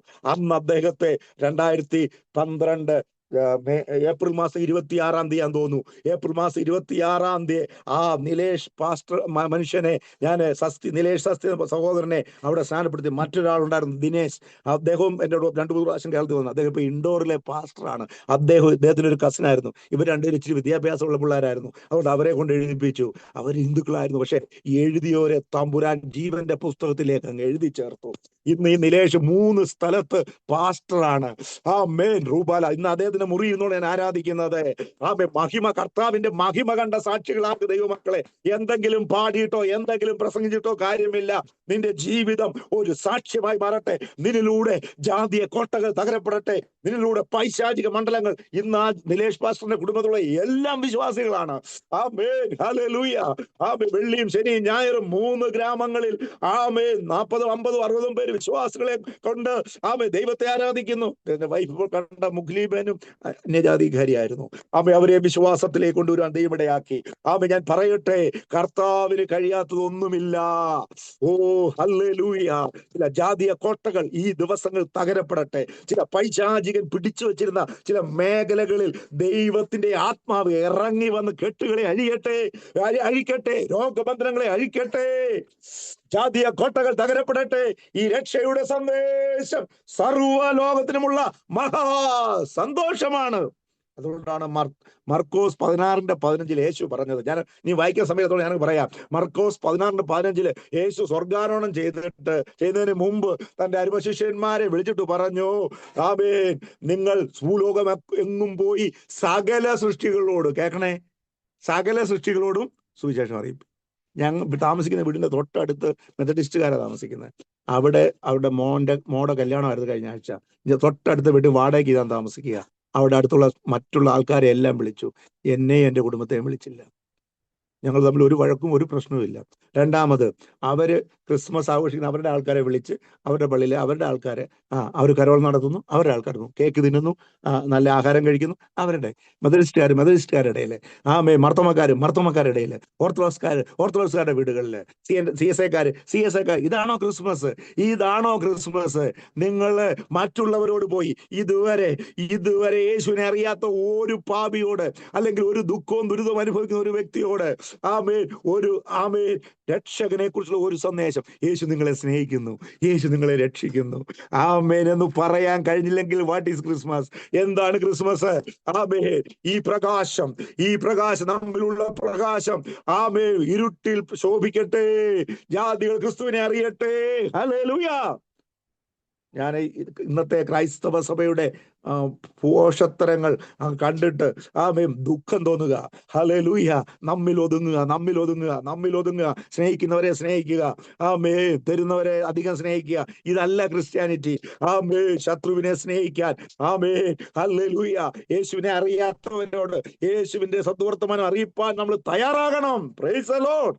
ഒന്ന് ഇത് യേശു ക്രിസ്തുവിന്റെ സന്തോഷത്തിന്റെ വാർത്തയാണ്. അപ്പൊ 11ാമത്തെ വാക്യത്തില് കർത്താവ് രക്ഷകനായി, യേശു രക്ഷകനായി പിറന്നിരിക്കുന്നു എന്ന് പറയുമ്പോൾ സമയം പോകുന്നു. ഞാൻ പറയാം. 11ാമത്തെ 2:11 പറയുന്നത് എന്താണ്? കർത്താവായ യേശു ക്രിസ്തു എന്ന രക്ഷിതാവ്. കണ്ടോ? കർത്താവായ യേശു ക്രിസ്തു എന്ന രക്ഷിതാവ് ദാവീദിന്റെ പട്ടണത്തിൽ നിങ്ങൾക്കായി ജനിച്ചിരിക്കുന്നു. അപ്പോൾ യേശു ആരാണെന്ന് അതോടെ പ്രഖ്യാപിച്ചത്? ലോകരക്ഷിത. He is the saviour of all mankind. യേശു ലോകരക്ഷിതാവ്. ഒന്ന്, സന്തോഷത്തിന്റെ ഈ ദിവസങ്ങളിൽ നാം പറയുന്ന യേശുവിനെ അനേകർ അനുഭവിച്ചറിഞ്ഞ് കർത്താവിൽ സന്തോഷിക്കാനിടയായിത്തീരട്ടെ. 2, ലോകരക്ഷിതാവായ കർത്താവിനെ. ലോക ഗുരുക്കന്മാരൊക്കെ അവിടെ നിൽക്കട്ടെ. നമ്മുടെ കർത്താവ് ലോക രക്ഷിതാവാണ്. ഇന്ത്യയിലൊക്കെ പോലെ ലോക ഗുരുക്കന്മാരൊക്കെ ഉണ്ടല്ലോ. അവന്മാരുടെയൊക്കെ കുരു പൊട്ടുമ്പോൾ കർത്താവ് ലോകരക്ഷിതനായി ലോകത്ത് വെളിപ്പെടാൻ പോവുകയാ. വെളിപ്പെട്ടതാണ്. ഇനി ആൾക്കാരുടെ അകത്തേക്ക് അത് വ്യാപിക്കാൻ പോവുകയാ. ജനം കൂട്ടത്തോടെ കർത്താവിനെ അറിയാൻ പോവുകയാണ്. യേശു ആരാണ്? ലോകത്തിന്റെ രക്ഷിതാവാണ്. ശമരിയ സ്ത്രീക്ക് അത് മനസ്സിലായി. ശമരിയ സ്ത്രീയിലൂടെ യഥാർത്ഥ ക്രിസ്മസ് ഒക്കെ ആഘോഷിച്ചത് അവരാ ദൈവമക്കളെ. ശമരിയക്കാരത്തെ സ്ത്രീയാ. ആ പാപിനായ സ്ത്രീ യേശുവിനെ കണ്ടെത്തിയപ്പോൾ അന്ന് അവൾ ക്രിസ്മസ് ആഘോഷിച്ചു. അവൾ എന്ന് ഗ്രാമക്കാരോടും പട്ടണക്കാരോടും വിളിച്ചു പറഞ്ഞു. അവരെല്ലാരും യേശു വിശ്വസിച്ചു. അവിടെ ആയിരുന്നു യഥാർത്ഥ സെലിബ്രേഷൻ. അതായിരുന്നു യേശു അവരുടെ ഇടയിൽ പാർത്തു. കണ്ടോ, ശമരിയ പട്ടണം മുഴുവൻ ക്രിസ്തുവിലായി. കൊർന്നല്യോസിന്റെ ഭവനത്തിൽ പത്രോസ് വന്ന് പ്രസംഗിച്ചപ്പോൾ കൈസേരിയ ക്രിസ്തുവിലായി. ഹല്ലേലൂയ.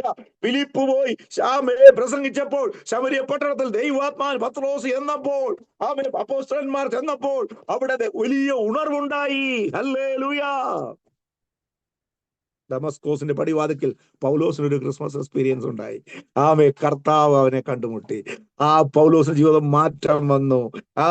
അപ്പോൾ കർത്താവ് ലോകരക്ഷിതനാണ്. അപ്പം കർത്താവ് രക്ഷിക്കുന്നവനാണ്. Saving Christ. രക്ഷകനാണ്. ദൂതൻ വന്നിട്ട് പറഞ്ഞത്, നീ അവൻ യേശു എന്ന് പേരിടണം. ആദ്യം പറഞ്ഞു ഇമ്മാനുവേൽ, ദൈവം നമ്മോട് കൂടെ. അടുത്തത് യേശു. എന്താണെന്നറിയാമോ? അവൻ ലോകത്തെ ജനത്തെ അവരുടെ പാപങ്ങളിൽ നിന്ന് രക്ഷിക്കുന്നു. എന്തിൽ നിന്നാണ് രക്ഷിക്കുന്നത്? ചങ്കൂറ്റത്തോടെ നമുക്ക് പറയാൻ കഴിയും. പാപത്തിൽ രക്ഷിക്കുന്ന ഒറ്റ ഒരുത്തനേ ഉള്ളൂ. പാപത്തിൽ നിന്ന് മോചനം കൊടുക്കാൻ കഴിവുള്ള ഒറ്റ ഒരാളേ ഉള്ളൂ. അത് നമ്മൾ ആരാധിക്കുന്ന, നമ്മൾ പ്രസംഗിക്കുന്ന, നമ്മൾ ആമേൻ സ്നേഹസന്തോഷം പങ്കിടുന്ന നമ്മുടെ കർത്താവാണ്. ഈ കർത്താവിനെ ഒന്ന് പറയാൻ നമുക്ക് അവസരം ദൈവം തരുന്ന സാഹചര്യങ്ങളാണിത്. യേശു ലോകത്തിന്റെ രക്ഷിതാവാണ്, പാപത്തിൽ നിന്ന് രക്ഷിക്കുന്നവൻ. അതുകൊണ്ട് നീ അവനെ യേശു എന്ന് പേരിടണം. ഹല്ലേലൂയ. ഇനി ഒരു വാക്യം കൂടെ വായിക്കാം. മുമ്പേ വായിച്ചതാ 2-5 തോന്നുന്നു അല്ലേ? ഹേ ബേത്ലഹേമേ. 2-5 എന്താ വായിച്ചത്? മത്തായി 2:5. ഓ ഹല്ലേലൂയ. യഹൂദ്യയിലെ ബേത്ലഹേം എന്ന ദാവീദിന്റെ പട്ടണത്തിലേക്ക് പോയി ആ ഗലീലയിലെ നസറേത്ത് പട്ടണം വിട്ട്. അല്ല മതി. മത്തായി 2:6. മത്തായി 2:6 ഒരു ദൂത് പറയാനാണ്. യഹൂദ്യ ദേശത്തിലെ ബേത്ലഹേമേ, നീ യഹൂദ്യ പ്രഭുക്കന്മാർ ഒട്ടും ചെറുതല്ല. എന്റെ ജനമായി ഇസ്രായേലിനെ മേയ്ക്കുവാനുള്ള ബലവാൻ നിന്നിൽ നിന്ന് പുറപ്പെട്ടു വരും. മതി. കാണുക, ഇവിടെ ഒരു ചെറിയ പട്ടണത്തെ, ചെറിയ ഗ്രാമത്തെ കുറിച്ച് പറയാം. ബേത്ലഹേം. ബേത്ത് എന്ന പദത്തിന്റെ അർത്ഥം പട്ടണമാണ്. ഗർ. ആമേൻ. ഗർ എന്ന ബേത്ത് എന്ന പദത്തിന്റെ അർത്ഥം. ബേത്ലഹേം എന്ന് പറഞ്ഞാൽ ദ ഹൗസ് ഓഫ് ബ്രെഡ്, അപ്പത്തിന്റെ ഭവനം. അപ്പത്തിന്റെ ഭവനം. ഞങ്ങളുടെ ഹിന്ദി പറഞ്ഞാൽ റൊട്ടി കാ ഘർ. ആമേ. ഹൗസ് ഓഫ് ബ്രെഡ്, റൊട്ടിയുടെ ഭവനം. ഹേ ബേത്ലഹേമേ, ഇന്ന് പകൽക്കാലം ലോകത്തിന്റെ മുമ്പിൽ നീ ചെറിയതെന്ന് തോന്നിയാലും, നീ സാധാരണക്കാരി എന്ന് ലോകം വിധിച്ചാലും, നീ ഒരു കഴിവുകെട്ടവൾ, കഴിവില്ലാത്തവളെന്ന് ലോകം പറഞ്ഞാലും, ആമേ, ദൈവം നിന്നെ നോക്കിക്കൊണ്ട് ദൂത് പറയുന്നു. ഹേ ബേത്ലഹേമേ, ഹേ ബേത്ലഹേം എഫ്രാത്തേ, യഹൂദ പ്രദേശങ്ങളിൽ നീ ഏറ്റവും ചെറുതെങ്കിലും ആമേ, ലോകത്തെ ഭരിക്കുന്നവൻ, ലോകത്തിന്റെ അധികാരി, സബ്സെ ചോട്ട, ഏറ്റവും ചെറിയവനാണ്, ഏറ്റവും ചെറിയവളാണ്. സമ്മതിക്ക്. അവൻ നീ ഏറ്റവും സാധാരണക്കാരിയാണ്, പക്ഷേ എക്സ്ട്രാ ഓർഡിനറി കാര്യം നിന്നിലൂടെ വെളിപ്പെടാൻ പോവുകയാണ്. ഇന്നൊരു ട്രാൻസ്ഫോർമേഷൻ ഉണ്ടാകട്ടെ, ഒരു മാറ്റം ഉണ്ടാകട്ടെ. സാധാരണക്കാരെ കൊണ്ട് അസാധാരണമായ കാര്യങ്ങൾ ചെയ്യിപ്പിക്കുന്ന കർത്താവ്. ഞാൻ ഇവിടെ ഒന്ന് എഴുതി വെച്ചിട്ടുണ്ട്. The extra ordinary became ordinary. The invisible God now became visible. That is the birth of Jesus. ആമേൻ. കർത്താവ് സർവശക്തനാ അല്ലേ? എക്സ്ട്രാ ഓർഡിനറിയാ. ആ കർത്താവ് ഭൂമിയിലേക്ക് ഇറങ്ങി വന്നു, ഒരു സാധാരണ മനുഷ്യവേഷം ധരിച്ച് ഓർഡിനറിയായി. ഇന്ന് എല്ലാവരും വലിയവരാൻ ബന്ധപ്പെടുകയാണ്. കർത്താവ് അതിനെക്കുറിച്ച് കെനോസിസ് തിയറി എന്ന് പറയും. ഏതാണെന്ന് അറിയാമോ? ഫിലിപ്പിയർ 2:5. അവൻ 6 മുതലുള്ള വാക്യങ്ങൾ. അവൻ ദൈവമായിരിക്കെ ദൈവത്തോടുള്ള സമത്വം മുറുകെ പിടിച്ചു കൊള്ളണമെന്ന് വിചാരിക്കാതെ ദാസരൂപമെടുത്തു. ഇന്ന് വലിയ റവറന്റ് വലിയ പേരാണ് എടുക്കുന്നത്. So and so. പക്ഷേ എന്താണ് യേശുവിനെ ജനത്തോട് അറിയുന്നത്? ഹി എംപ്റ്റീഡ് ഹിംസെൽഫ് എന്നാണ്. അതിനെയാണ് കെനോസിസ് തിയറി എന്ന് വേദപണ്ഡിതന്മാർ പറയുന്നത്. അവൻ ദൈവമായിരിക്കെ ദൈവത്തോടുള്ള ആ സമത്വം മുറുകെ പിടിച്ചു കൊള്ളണമെന്ന് വിചാരിക്കാതെ അവൻ ദാസരൂപമെടുത്തു. What is Christianity? What is the essence of Christianity? ദൈവം മനുഷ്യരൂപമായി വന്നു. അവൻ ദാസനെ പോലെ വന്നു, ദാസരൂപമെടുത്തു. ക്രൂശിലെ മരണത്തോളം പിതാവിന്റെ അനുസരണമുള്ളവനായി തീർന്നു. The word became flesh. ദൈവപുത്രൻ മനുഷ്യരൂപമെടുത്ത് ഭൂമിയിലേക്ക് വന്നു. പൗലോസ് അപ്പോസ്തലൻ അതിനെ വിശദീകരിക്കുന്നത്, ദൈവമായിരിക്കെ ദൈവത്തോടുള്ള മഹത്വം മുറുകെ പിടിക്കണമെന്ന് വിചാരിക്കാതെ ദാസരൂപമെടുത്തു, വേഷത്തിൽ വിളങ്ങി, തന്നെത്താൻ താഴ്ത്തി മനുഷ്യനായി തീർന്നു. The extraordinary became ordinary. Amen. Hallelujah. മറ്റൊന്ന്, ദ ഇൻവിസിബിൾ. ദൈവത്തെ ആർക്കെങ്കിലും കാണാൻ പറ്റുമോ? കാണാൻ പറ്റത്തില്ല. മോശ പോലും അല്പം മാത്രമേ കണ്ടുള്ളൂ. ദ അദൃശ്യനായ ദൈവം ദൃശ്യമായതാണ് Christmas. The invisible God became visible. കാണാൻ കഴിഞ്ഞു. യേശു 3.5 വർഷം നടന്നപ്പോഴേ, യേശു വെള്ളത്തെ വീഞ്ഞാക്കിയപ്പോഴേ, യേശു മുടന്തരെ സൗഖ്യമാക്കിയപ്പോഴേ, യേശു മരിച്ചവരെ ഉയർപ്പിച്ചപ്പോൾ, യേശു ദൈവരാജ്യം പ്രസംഗിച്ചപ്പോൾ അവർ ദൈവത്തെ കാണുകയായിരുന്നു.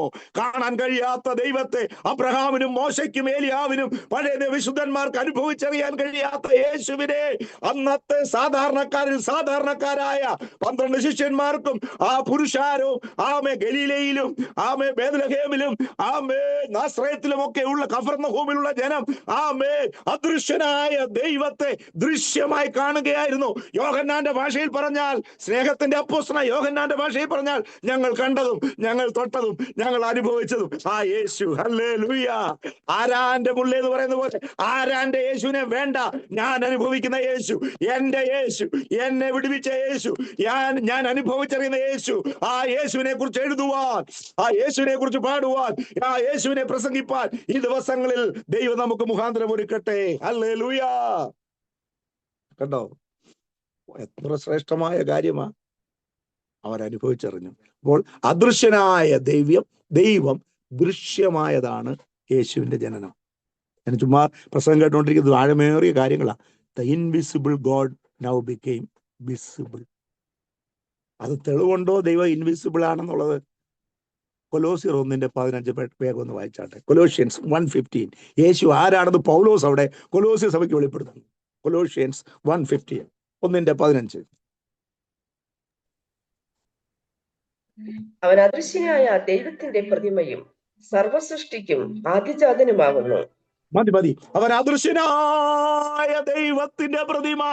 He is the image of the invisible God. പ്രിയമുള്ളവരെ, എത്ര സ്തുതിച്ചാലും മതിയാകയില്ല. നാം ആരാധിക്കുന്ന നമ്മുടെ കർത്താവ് അദൃശ്യനായ ദൈവത്തിന്റെ പ്രതിമയാണ്. സകല സൃഷ്ടിക്കും ആദ്യജാതനാണ്. ഈ ദൈവത്തെ ആരാധിപ്പാൻ ഇടയിൽ 2-3 കാര്യം കൂടെ പറഞ്ഞു നിർത്താം, സമയം പോയതുകൊണ്ട്. പിന്നെ ഈ കർത്താവിന്റെ കുറിച്ച് പറയുന്ന അവന് സമാധാനം. യെശയ്യാവ് 51-ലും 52-ലും വായിക്കുമ്പോൾ പർവ്വതങ്ങളോട്, ദേശത്തോട്, വാസികളോട് സമാധാന സുവാർത്തയാണെന്ന് പറയുന്നത്. അപ്പം the birth of Jesus, the announcement of Jesus brings peace. കർത്താവിന്റെ ജനനം സമാധാനത്തെ അറിയിക്കുന്നതാണ്. കർത്താവിന്റെ സുവിശേഷം it brings, the gospel brings salvation and also peace. യേശുവിന്റെ ജീവിതം നമുക്ക് സമാധാനം നൽകുന്നതാണ്. അതുകൊണ്ടാണ് ദൂതന്മാർ പറഞ്ഞത്, അത്യുന്നതങ്ങളിൽ ദൈവത്തിന് മഹത്വം, ഭൂമിയിൽ ദൈവപ്രസാദമുള്ളവർക്ക് എന്താണ്? സമാധാനം. യെശയ്യാവ് പ്രവചിച്ചു യേശുവിന്റെ ജനനത്തെ കുറിച്ച്. യെശയ്യാവ് 7-ാം അധ്യായത്തിലും 9-ാം അധ്യായത്തിലും കാണുന്നത് is the prince of peace. അവൻ സമാധാനത്തിന്റെ പ്രഭുവാണ്. ആ യേശു സമാധാനത്തിന്റെ ദൈവമാണ്. അവൻ വഴക്കിന്റെ ദൈവമല്ല, അവൻ തല്ലിപ്പിരിക്കുന്ന ദൈവമല്ല, അവൻ ഡിസ്റ്റർബൻസിന്റെ ദൈവമല്ല. പിന്നെയോ സമാധാനവും സ്വസ്ഥതയും നൽകുന്ന ദൈവമാണ്. ഏത് ഭവനത്തിൽ യേശു വന്നിട്ടുണ്ടോ, ഏത് വ്യക്തിയിൽ യേശു വന്നിട്ടുണ്ടോ, അവിടെ സമാധാനം. ഗോസ്പൽ സുവിശേഷം എവിടെ എത്തിയോ അവിടെ സമാധാനം. യേശുവിന്റെ തിരുപ്പിറവി സമാധാനത്തെ ഘോഷിക്കുന്നതാണ്. ഒന്നുകൂടെ പറഞ്ഞിട്ട് ഞാൻ ഈ 3 പ്രൂഫ്, എവിഡൻസ് കൂടെ പറഞ്ഞിട്ട് നിർത്താം. മറ്റൊന്ന്, the gospel shares the eternity. സുവിശേഷം, സുസമാചാർ നിത്യജീവനെ പ്രദാനം ചെയ്യുന്നു. ഈ ഭൂമിയിൽ അവസാനിക്കുന്നതല്ല. കർത്താവ് സ്വർഗത്തിൽ നിന്ന് വന്നവനായിരുന്നു. സ്വർഗത്തിലേക്ക് ശിഷ്യന്മാർ കാണുക കയറിപ്പോയി. ഇനി സ്വർഗത്തിൽ നിന്ന് വരും. ഈ കണക്ഷൻ മണ്ണിൽ നിന്നുള്ളതല്ല, വിണ്ണിൽ നിന്നുള്ളതാണ്. അത്യുന്നതങ്ങളിൽ ദൈവത്തിന് മഹത്വം. അപ്പം കർത്താവ് സ്വർഗത്തിൽ നിന്ന് വന്നവനാ. He came down from heaven. സ്വർഗത്തിൽ നിന്ന് അവൻ ഇറങ്ങി. അവൻ സ്വർഗത്തിലേക്ക് കരയേറി പോകുന്നത് കണ്ടു. ഇനി സ്വർഗത്തിൽ നിന്ന് അവൻ വീണ്ടും ഇറങ്ങി വരും തന്റെ വിശുദ്ധന്മാരെ ചേർക്കുവാൻ. ഒരു നിത്യകാലം, യുഗങ്ങൾ, എറ്റേണിറ്റി, അതൊക്കെ വലിയ ആഴമേറിയ മർമ്മങ്ങളാണ്. കർത്താവ് നിത്യജീവൻ പ്രദാനം ചെയ്യുന്ന ദൈവമാണ്. കർത്താവിന് ആദ്യം ഒരു ജനനം കൊണ്ട്, ഒരു ദിവസം കൊണ്ട് കർത്താവിനെ ഒതുക്കല്ലേ. അവൻ സർവശക്തനാണേ. അവൻ നിത്യതയോളം നിന്നെ കൊണ്ടുപോകുന്ന ദൈവമാ. ഈ ഭൗമിക ജീവിതം തീർന്നാലും ഈ ബന്ധം അവസാനിക്കത്തില്ല. ഈ മണ്ണോട് ചേർന്നാലും ഈ ശരീരത്തിൽ നിന്ന് ആത്മാവ് നഷ്ടപ്പെടുകയല്ല. പിന്നെയും ദൈവത്തിന്റെ പരിശുദ്ധാത്മാവ് ദൈവസന്നിധിയിൽ ദൈവം കൽപ്പിച്ചാക്കുന്ന സ്ഥലത്ത് ഞാൻ നിങ്ങൾക്കായി സ്ഥലമൊരുക്കാൻ പോകുന്നേ. ഞാൻ സ്ഥലമൊരുക്കിയാൽ ഞാൻ ഇരിക്കുന്നത് നിങ്ങളും ഇരിക്കേണ്ടതിന് പിന്നെയും വന്ന് നിങ്ങളെ ചേർത്തുകൊള്ളും. നിത്യതയെ പ്രദാനം ചെയ്യുന്ന മറ്റൊരു സന്ദേശം ലോകത്തിലില്ല, മറ്റൊരു അഭിപ്രായമില്ല. അഭിപ്രായം എന്ന് പറഞ്ഞാൽ മനസ്സിലായോ? മതം എന്നുള്ളതിന് അഭിപ്രായം എന്നാണ് അർത്ഥം. വേറൊരു അഭിപ്രായമില്ല, വേറൊരു മാർഗമില്ല, വേറൊരു വഴിയില്ല, വേറൊരു ധർമ്മമില്ല. ഒരേ ഒരു മാർഗം, യേശു ക്രിസ്തുവിന്റെ നിത്യതയോളം എത്തിക്കുന്ന മാർഗം. Praise the Lord. ഇപ്പൊ ഞാൻ 3 കാര്യം പറഞ്ഞല്ലോ, 7 മണി കഴിഞ്ഞു. എന്നാൽ ഞാൻ പറയാം, പ്രൂഫ്, തെളിവ് പറയണല്ലോ, ഹിസ്റ്റോറിക്കൽ എവിഡൻസ്. യേശു ജനിച്ചെന്നുള്ളതിന് എന്താ ചരിത്രപരമായ തെളിവ്? 2-ാം അധ്യായം 1-ാമത്തെ വാക്യം, 1-ഉം 2-ഉം വാക്യം വായിച്ചേ. ലൂക്കോസ് 2-ാം അധ്യായം 1-ഉം 2-ഉം. ചുമ്മാതെ പറയുന്ന ഒരു കഥയല്ല. ആ തിരുവചനം. കാലത്ത് ലോകമൊക്കെയും പേർ വഴി ചാർത്തണമെന്ന് ഔഗുസ്തോസ് കൗസറുടെ ഒരു ആജ്ഞ പുറപ്പെട്ടു. കുറഞ്ഞോസ് സുറിയനോട് വാഴുമ്പോൾ ഈ 1-ാമത്തെ ചാർത്തലുണ്ടായി. എല്ലാവരും ചാർത്തപ്പെടേണ്ടതിന് താന്താന്റെ പട്ടണത്തിലേക്ക് യാത്രയായി. അങ്ങനെ യോസേഫും ദാവീദിന്റെ ഗൃഹത്തിലും കുലത്തിലുമുള്ളവൻ ആകൊണ്ട് തനിക്ക് വിവാഹം നിശ്ചയിച്ചിരിക്കുന്ന മറിയ എന്ന ഗർഭിണിയായ ഭാര്യയോടും കൂടെ ചാർത്തപ്പെടേണ്ടതിന് ഗലീലയിലെ നസ്രത്തിലെ പട്ടണത്തിൽ വിട്ടു.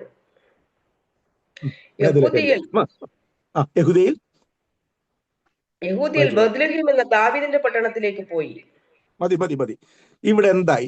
ഈ ഭാഗങ്ങൾ വായിക്കുമ്പോൾ, ആദ്യത്തെ പാരഗ്രാഫ് വായിക്കുമ്പോൾ യേശുവിന്റെ ജനനത്തെ കുറിച്ച് പറയുമ്പോൾ, at the time the Roman emperor, ആർക്കും നിഷേധിക്കാൻ പറ്റത്തില്ല, റോമാ സാമ്രാജ്യം ഉണ്ടായിരുന്നു. ശരിയല്ലയോ? ലോകം കണ്ട വലിയ സാമ്രാജ്യങ്ങളുള്ള ഒരു സാമ്രാജ്യമാണ് റോമൻ സാമ്രാജ്യം. റോമാ സാമ്രാജ്യത്തിലെ ശക്തനായ ഒരു ചക്രവർത്തിയായിരുന്നു അഗസ്റ്റസ് കൈസർ. അഗസ്റ്റസ്, ഇവിടെ എഴുതിയിരിക്കുന്നത് റോമൻ. ആദ്യത്തെ ലൈൻ ഒന്ന് വായിച്ചേ. ആ കാലത്ത് ലോകമൊക്കെയും പേർ വഴി ചാർത്തണമെന്ന് ഔഗുസ്തോസ് കൈസറുടെ ഒരു ആജ്ഞ പുറപ്പെട്ടു. മതി. അഗസ്തോസ് കൈസർ എന്നൊരു ചരിത്രമാണ്. ആ ചരിത്രത്തിൽ, ആ ഹിസ്റ്റോറിക്കൽ എവിഡൻസ്, അദ്ദേഹം ഭരിക്കുന്ന കാലത്ത് റോമിലെ ചക്രവർത്തിയായ ഓഗസ്റ്റോസ് കൈസർ ഒരു കൽപ്പന പുറപ്പെടുവിച്ചു. ആ കൽപ്പന എന്താണെന്ന് അറിയാമോ? എല്ലാവരും എന്താണ് പറയുന്നത്? സെൻസസ് സെൻസസ് എടുക്കുവാനായിട്ട് അവരവരുടെ ഗ്രാമങ്ങളിൽ പോകണമെന്ന്. ആ കൽപ്പന പ്രകാരമാണ് അത് കുറേനിയോസ്, ഗവർണർ ഓഫ് സിറിയ, ഇന്നത്തെ സിറിയ ഉണ്ടല്ലോ, സിറിയയുടെ ഗവർണറായിരുന്ന കുറേനിയോസിന്റെ കാലഘട്ടത്തിലാണ് ഇത് സംഭവിച്ചത്. അപ്പൊ ചക്രവർത്തി ആരാണെന്നും അവിടുത്തെ ഗവർണർ ആരാണെന്നും അവിടുത്തെ ഭരണാധികാരികളാണെന്നും ഇത് ചരിത്രമാണെന്നും നമുക്ക് കാണാൻ കഴിയുന്നു. ആ സമയത്താണ് ദാവീദിന്റെ പട്ടണത്തിലേക്ക് യേശുവിന്റെ വളർത്തു മാതാപിതാക്കളായ യോസഫ് പൂർണ്ണ ഗർഭിണിയായ മറിയേയും കൂട്ടിക്കൊണ്ട്, രാജകൽപ്പന ആയതുകൊണ്ട് പേര് ചാർത്തപ്പെടണം. അതുകൊണ്ടാണ് ഈ പ്രസവാടുക്കാരായ ഈ സ്ത്രീയെയും കൊണ്ട് യേശുവിന്റെ യോസഫ് ഈ മറിയേയും കൊണ്ട് പോയത്. Praise the Lord. അത് ചരിത്രത്തിൽ രേഖപ്പെടുത്തിയിട്ടുണ്ട്, ബൈബിളിൽ രേഖപ്പെടുത്തിയിട്ടുണ്ട്. ഇത് കെട്ടുകഥയല്ല. യേശു ജനിച്ചത് ചുമ്മാ ഉള്ള ഒരു സംഭവമല്ല. ഇത് പുരാണമല്ല, ഇത് പഴങ്കഥയല്ല, അമ്മൂമ്മക്കഥയല്ല. ഇത് ചരിത്രമാണ്. യേശുവിന്റെ ജനനം ചരിത്രമാണ്. യേശുവിന്റെ ജനനത്തിലൂടെയാണ് AD BC, after the death of Jesus, AD BC, before Christ, AD BC. ഇന്ന് കാണുന്ന കലണ്ടറും ഇന്ന് കാണുന്ന ലോകത്തിലുള്ള സകലതും ചരിത്രം. ചരിത്ര പുരുഷനായിട്ടാണ് യേശു ജനിച്ചത്. ആർക്കും കണ്ടിക്കാൻ പറ്റത്തില്ല, ഒരു മനുഷ്യനും കണ്ടിക്കാൻ പറ്റത്തില്ല. ഒത്തിരി തെളിവുണ്ടല്ലോ, ഞാൻ വിടുന്നു. രണ്ടാമത്തത് സയന്റിഫിക്, ശാസ്ത്രീയമായിട്ടുള്ളത് the virgin birth of Jesus. ശാസ്ത്രീയമാണെന്നുള്ളത് അറിയാമോ? യേശുവിന്റെ ജഡാവതാരം പുരുഷനും സ്ത്രീയും അറിഞ്ഞിട്ടുണ്ടല്ല. അതിന് പറയുന്ന സയന്റിഫിക്കൽ വേർഡ് പാർത്തനോജെനിസിസ് എന്നാണ്. ഏതെങ്കിലും സയന്റിഫിക് ഡോക്ടർമാരോട് പോയി ചോദിക്കണം, വാട്ട് ഈസ് പാർത്തനോജെനിസിസ്?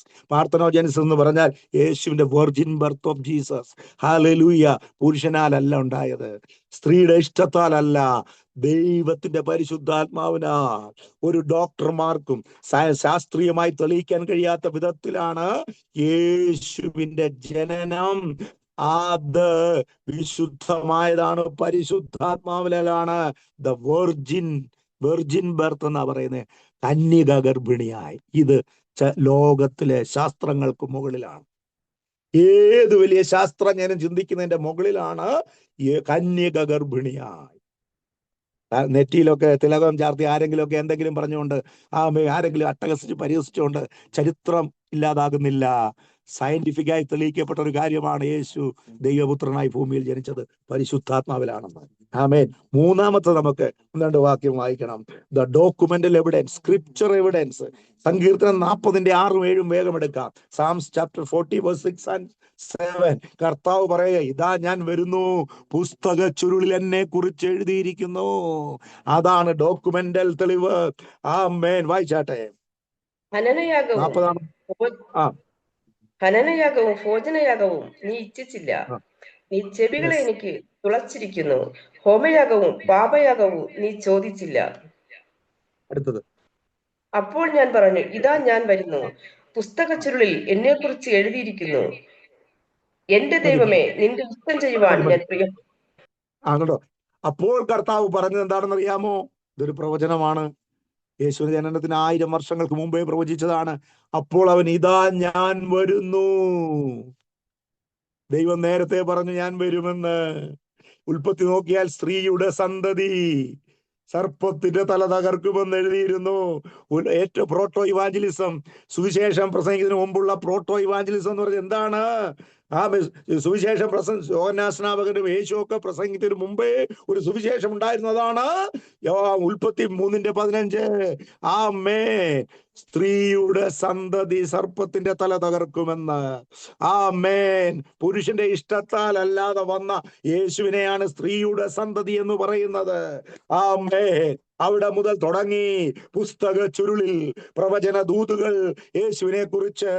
ആമേൻ. ഇതാ ഞാൻ വരുന്നു, പുസ്തക ചുരുളിൽ എന്നെ കുറിച്ച് എഴുതി. മീഖ 5:2 അവിടെ പറയുന്നു, ബേത്ലഹേമേ.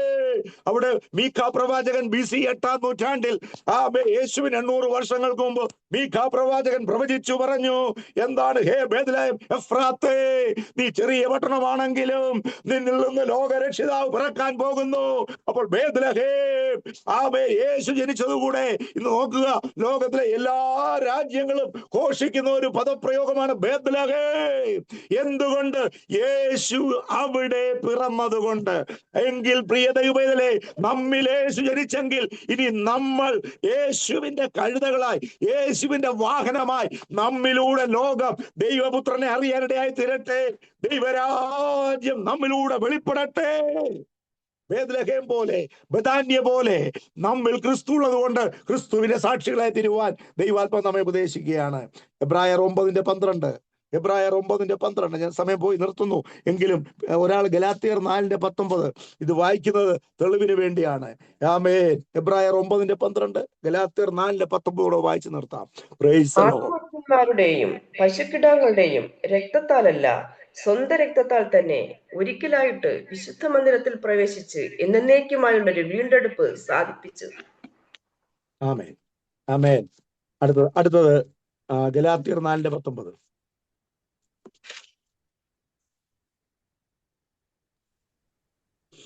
ക്രിസ്തു നിങ്ങളിൽ ഉരുവാകുവോളം ഞാൻ പിന്നെയും പ്രസവ വേദനപ്പെടുന്നവരായ എന്റെ കുഞ്ഞുങ്ങളെ, ഇന്ന് നിങ്ങളുടെ അടുക്കൽ ഇരുന്ന് എന്റെ ശബ്ദം മാറ്റുവാൻ കഴിഞ്ഞിരിക്കുന്നു എങ്കിൽ കൊള്ളായിരുന്നു. മതി. ക്രിസ്തു നിങ്ങളിൽ ഉരുവാകും. എന്താണ് ക്രിസ്മസ്? What is Christmas? ഇതൂടെ പറഞ്ഞാൽ നിർത്തുകയാണ്. ക്രിസ്തു നമ്മുടെ ഹൃദയങ്ങളിൽ ഉരുവാകുന്നതാണ്. ആമേൻ. പുറമേയുള്ള മോഡിഫിക്കേഷൻ അല്ല, പുറമേയുള്ള ആമേൻ തുള്ളലും ചാട്ടവും, ആമേൻ പണക്കൊഴുപ്പിന്റെ ആഘോഷമല്ല. ക്രിസ്തു നിങ്ങൾ ഉരുവാകണം. ഒരു കാര്യം ഞാൻ പറഞ്ഞിരുന്നു, യേശു ജനിച്ചിടത്തേക്ക് പൊന്നും മൂരും കുതിരകവും കൊണ്ടുവന്നു, വിദ്വാൻമാർ പൂർവ്വദേശത്ത് കൊണ്ടുവന്നു. അങ്ങനെയെങ്കിൽ യേശു ജനനത്തിലൂടെ നന്മകൾ നമ്മുടെ ഇടയിലേക്ക് കൊണ്ടുവരും. കർത്താവ് ക്രിസ്തു നമ്മൾ ഉരുവായിട്ടുണ്ടെങ്കിൽ നമ്മുടെ ഭൗതിക മണ്ഡലങ്ങളിൽ ഒരു ബ്രേക്ക് ത്രൂ ഉണ്ടാകാൻ പോവുക. ആമേൻ. യേശു എവിടെയുണ്ടോ അവിടെ നന്മ ഒഴുകിയെത്തും. യേശുവിന്റെ മക്കൾ എവിടെയുണ്ടോ അവിടേക്ക് ദൈവിക അനുഗ്രഹങ്ങൾ ഒഴുകി വരുമെന്ന് നിങ്ങൾ വിശ്വസിക്കേ. ഈ ഒരു ദൂതൂടെ പറഞ്ഞ് നിർത്തുകയാണ്. യേശുവിന്റെ അടുക്കൽ അവർ പൊന്നും, ആ കാലഘട്ടത്തിലെ ഏറ്റവും വലിയ പൊന്ന് ലോകത്തിൽ എവിടെ ഉണ്ടായിരുന്നോ, ഇന്ത്യയാണോ, ഇന്ത്യയിൽ നിന്ന് ചൈനയിൽ നിന്നുള്ള വിശേഷ വസ്തുക്കൾ അല്ലെങ്കിൽ പൂർവ്വ ദിശകളിൽ നിന്ന് വിദ്വാൻമാർ യേശുവിന്റെ മുമ്പിൽ കൊണ്ടുവന്ന് ആമേൻ യേശുവിന് അർപ്പണം ചെയ്തെങ്കിൽ, യേശു ആരിൽ ഉരുവാകുന്നു ആ വ്യക്തി ദരിദ്രനായി തീരുകയല്ല. നന്മയുടെ സുവിശേഷം കൂടെയാണിത്, അനുഗ്രഹത്തിന്റെ സുവിശേഷം കൂടെയാണ്. നിന്റെ ആവശ്യങ്ങളെ യേശു നിന്നിൽ ഉണ്ടെങ്കിൽ ലോകത്തിന്റെ നന്മ, ഈ ഭൂമിയുടെ നന്മ ദൈവം നിനക്ക് തരും. ഉത്തരമായ ഗോതമ്പ് കൊണ്ട് അവൻ നിന്നെ തൃപ്തനാക്കും. ഉത്തമമായത്, ആമേൻ, ശ്രേഷ്ഠമായത് നിന്നിൽ പകർന്ന് ദേശമധ്യേ ലോകമധ്യേ ക്രിസ്തു അകത്തുള്ളതിന്റെ ജനത്തെ അവൻ മാനിക്കുന്ന ദൈവമാണ്. ആമേൻ. ചിലതൊക്കെ നന്മ നമ്മുടെ ഇതിലേക്ക് കർത്താവ് കൊണ്ടുവരാൻ പോവുകയാണ്. ഞാൻ ദൂത് പറഞ്ഞു നിർത്തുകയാണ്. യേശുവിൽ നിന്ന് യേശുവിന് വചനം ഏറ്റെടുത്ത് യേശുവിനിൽ ഉണ്ടല്ലോ, ഞാനാണ് യഥാർത്ഥ ദൈവപൈതൽ എന്ന് പറഞ്ഞ് കർത്താവ് വചനപ്രകാരം യേശുവിനെ രക്ഷകനും കർത്താവുമായി സ്വീകരിച്ച ദൈവപൈതലേ, നീ വേസ്റ്റ് അല്ല. നീ ലോകത്തിലൊരു സാധാരണക്കാരിയല്ല. നീ ഒരു സാധാരണക്കാരനല്ല. നിന്നെ ഒന്ന് എക്സ്ട്രാ ഓർഡിനറി ആക്കുവാൻ, ലോക രാജ്യങ്ങളുടെ വാതിലുകൾ നിനക്ക് വേണ്ടി തുറന്നിടുവാൻ, നിന്റെ തലമുറ ദൈവത്താൽ മാനിക്കപ്പെടേണ്ടതിന് കർത്താവ് മനുഷ്യാവതാരം എടുത്തെങ്കിൽ, ഓർഡിനറിയായി മാറിയെങ്കിൽ, ഈ വചനം കേൾക്ക് ദൈവവേദലേ, നിനക്കിതാ ഒരു എക്സ്ട്രാ ഓർഡിനറി എക്സ്പീരിയൻസ് വരുന്നു. നിനക്ക് വേണ്ടി മനുഷ്യരാലല്ല, ദൈവത്താലുള്ള വാതിലുകൾ, താലുള്ള അനുഗ്രഹങ്ങൾ ഇതാ തുറക്കപ്പെടുന്നു, ഒരുക്കപ്പെടുന്നു. ലോകരക്ഷകനായ ക്രിസ്തു ഇന്ന് ദാവീദിന്റെ പട്ടണത്തിൽ നമുക്കായി ജനിച്ചിരിക്കുന്നു. ആമേൻ. ഇത് ലോകത്തോടുള്ള സുവിശേഷമാണ്. എത്ര പേരോടൊന്ന് പറയാം, ഇന്ന് 12 മണിക്ക് മുമ്പ്, നമുക്ക് ഇന്നത്തെ ഡേറ്റ് അല്ല വിഷയം, പക്ഷെ ഇന്നൊന്ന് ഇറങ്ങിയാൽ പോലീസുകാരൊന്നും വലിയ ശല്യപ്പെടുത്തത്തില്ല. ഇന്ന് നമ്മുടെ അക്രൈസ്തവരായ സഹോദരങ്ങളോട് പറയാൻ പറ്റിയ ദിവസമാണ്. ഇന്ന് അവരെ ഒന്ന് വിസിറ്റ് ചെയ്ത് അവരോടൊന്ന് സംസാരിച്ച്, നമുക്ക് പച്ചക്കറി തരുന്ന ആൾക്കാർ, നമ്മൾ മീൻ മേടിക്കുന്ന അടുത്ത്, നമ്മൾ ബേക്കറി പോകുമ്പോൾ, അല്ലെങ്കിൽ നമ്മൾ ഇറച്ചി മേടിക്കാൻ പോകുന്നിടത്ത്, അല്ലെങ്കിൽ നമ്മൾ മനുഷ്യരുമായിട്ട് നമ്മുടെ അയൽക്കാരോട് ഒന്ന് സുവിശേഷമായിട്ടൊന്ന് ചെന്ന്, യേശു നിങ്ങളെ സ്നേഹിക്കുന്നു, യേശു നിങ്ങളെ രക്ഷിക്കുന്നു, അത്രയും പറഞ്ഞിട്ട് പോയാൽ മതി. ബാക്കി അവരിങ്ങോട്ട് ചോദിക്കും, അന്നേരം നമുക്ക് അധികം പ്രസംഗിക്കാം. ഹല്ലേലൂയ. അവർ ചോദിക്കും, അവരുടെ മുഖം നിങ്ങൾ സന്തോഷത്തോടെ ഇന്ന് യേശുവിന്റെ സന്ദേശവുമായിട്ട് ഒന്ന് ചെന്ന്, വലിയ പ്രസംഗിക്കാൻ പോകരുത്, അവർക്കൊന്നും സമയമില്ല, പക്ഷെ നമ്മൾ അല്പസമയം നമ്മുടെ ദൈവസ്നേഹം അത് നമ്മുടെ മുഖത്തൊന്ന് വെളിപ്പെടട്ടെ, നമ്മുടെ ഹൃദയം നിറഞ്ഞു തുളുമ്പുന്നത് മുഖത്ത് വരട്ടെ. നമ്മൾ സ്നേഹത്തോടെ ചെന്ന് പ്രാർത്ഥിച്ചിട്ട്, നമ്മൾ കാല് വെച്ച് പ്രാർത്ഥിച്ചിട്ട് വന്നാൽ, ദൈവവേദലേ, അഭിഷേകമുള്ള ദൈവദാസിയെ, അഭിഷേകമുള്ള ദൈവവേദലേ, നീ കാലുകുത്തുന്ന സ്ഥലങ്ങൾ ദൈവം നിനക്ക് അവകാശമായി തരും. ആ ബലി ഒന്ന് കയറി നോക്ക്, നീ ഒന്ന് പ്രാർത്ഥിച്ചു നോക്ക്, വലിയ ദൈവപ്രവൃത്തി വെളിപ്പെടും. സ്വർഗം സന്തോഷിക്കട്ടെ. അല്ലല്ല, മാനസാന്തരപ്പെടുന്ന ഒരു പാപിയെ ചൊല്ലി സ്വർഗത്തിൽ എത്രയധികം ഉണ്ടാകും. ഹല്ലേലൂയ. എത്രയധികം സന്തോഷം. സ്വർഗീയ സേനയോടുകൂടെ ആ സന്തോഷം അനുഭവിക്കാൻ നമുക്കിടയാകട്ടെ. God bless you. ദൈവം എല്ലാവരെയും അനുഗ്രഹിക്കട്ടെ. Thank you.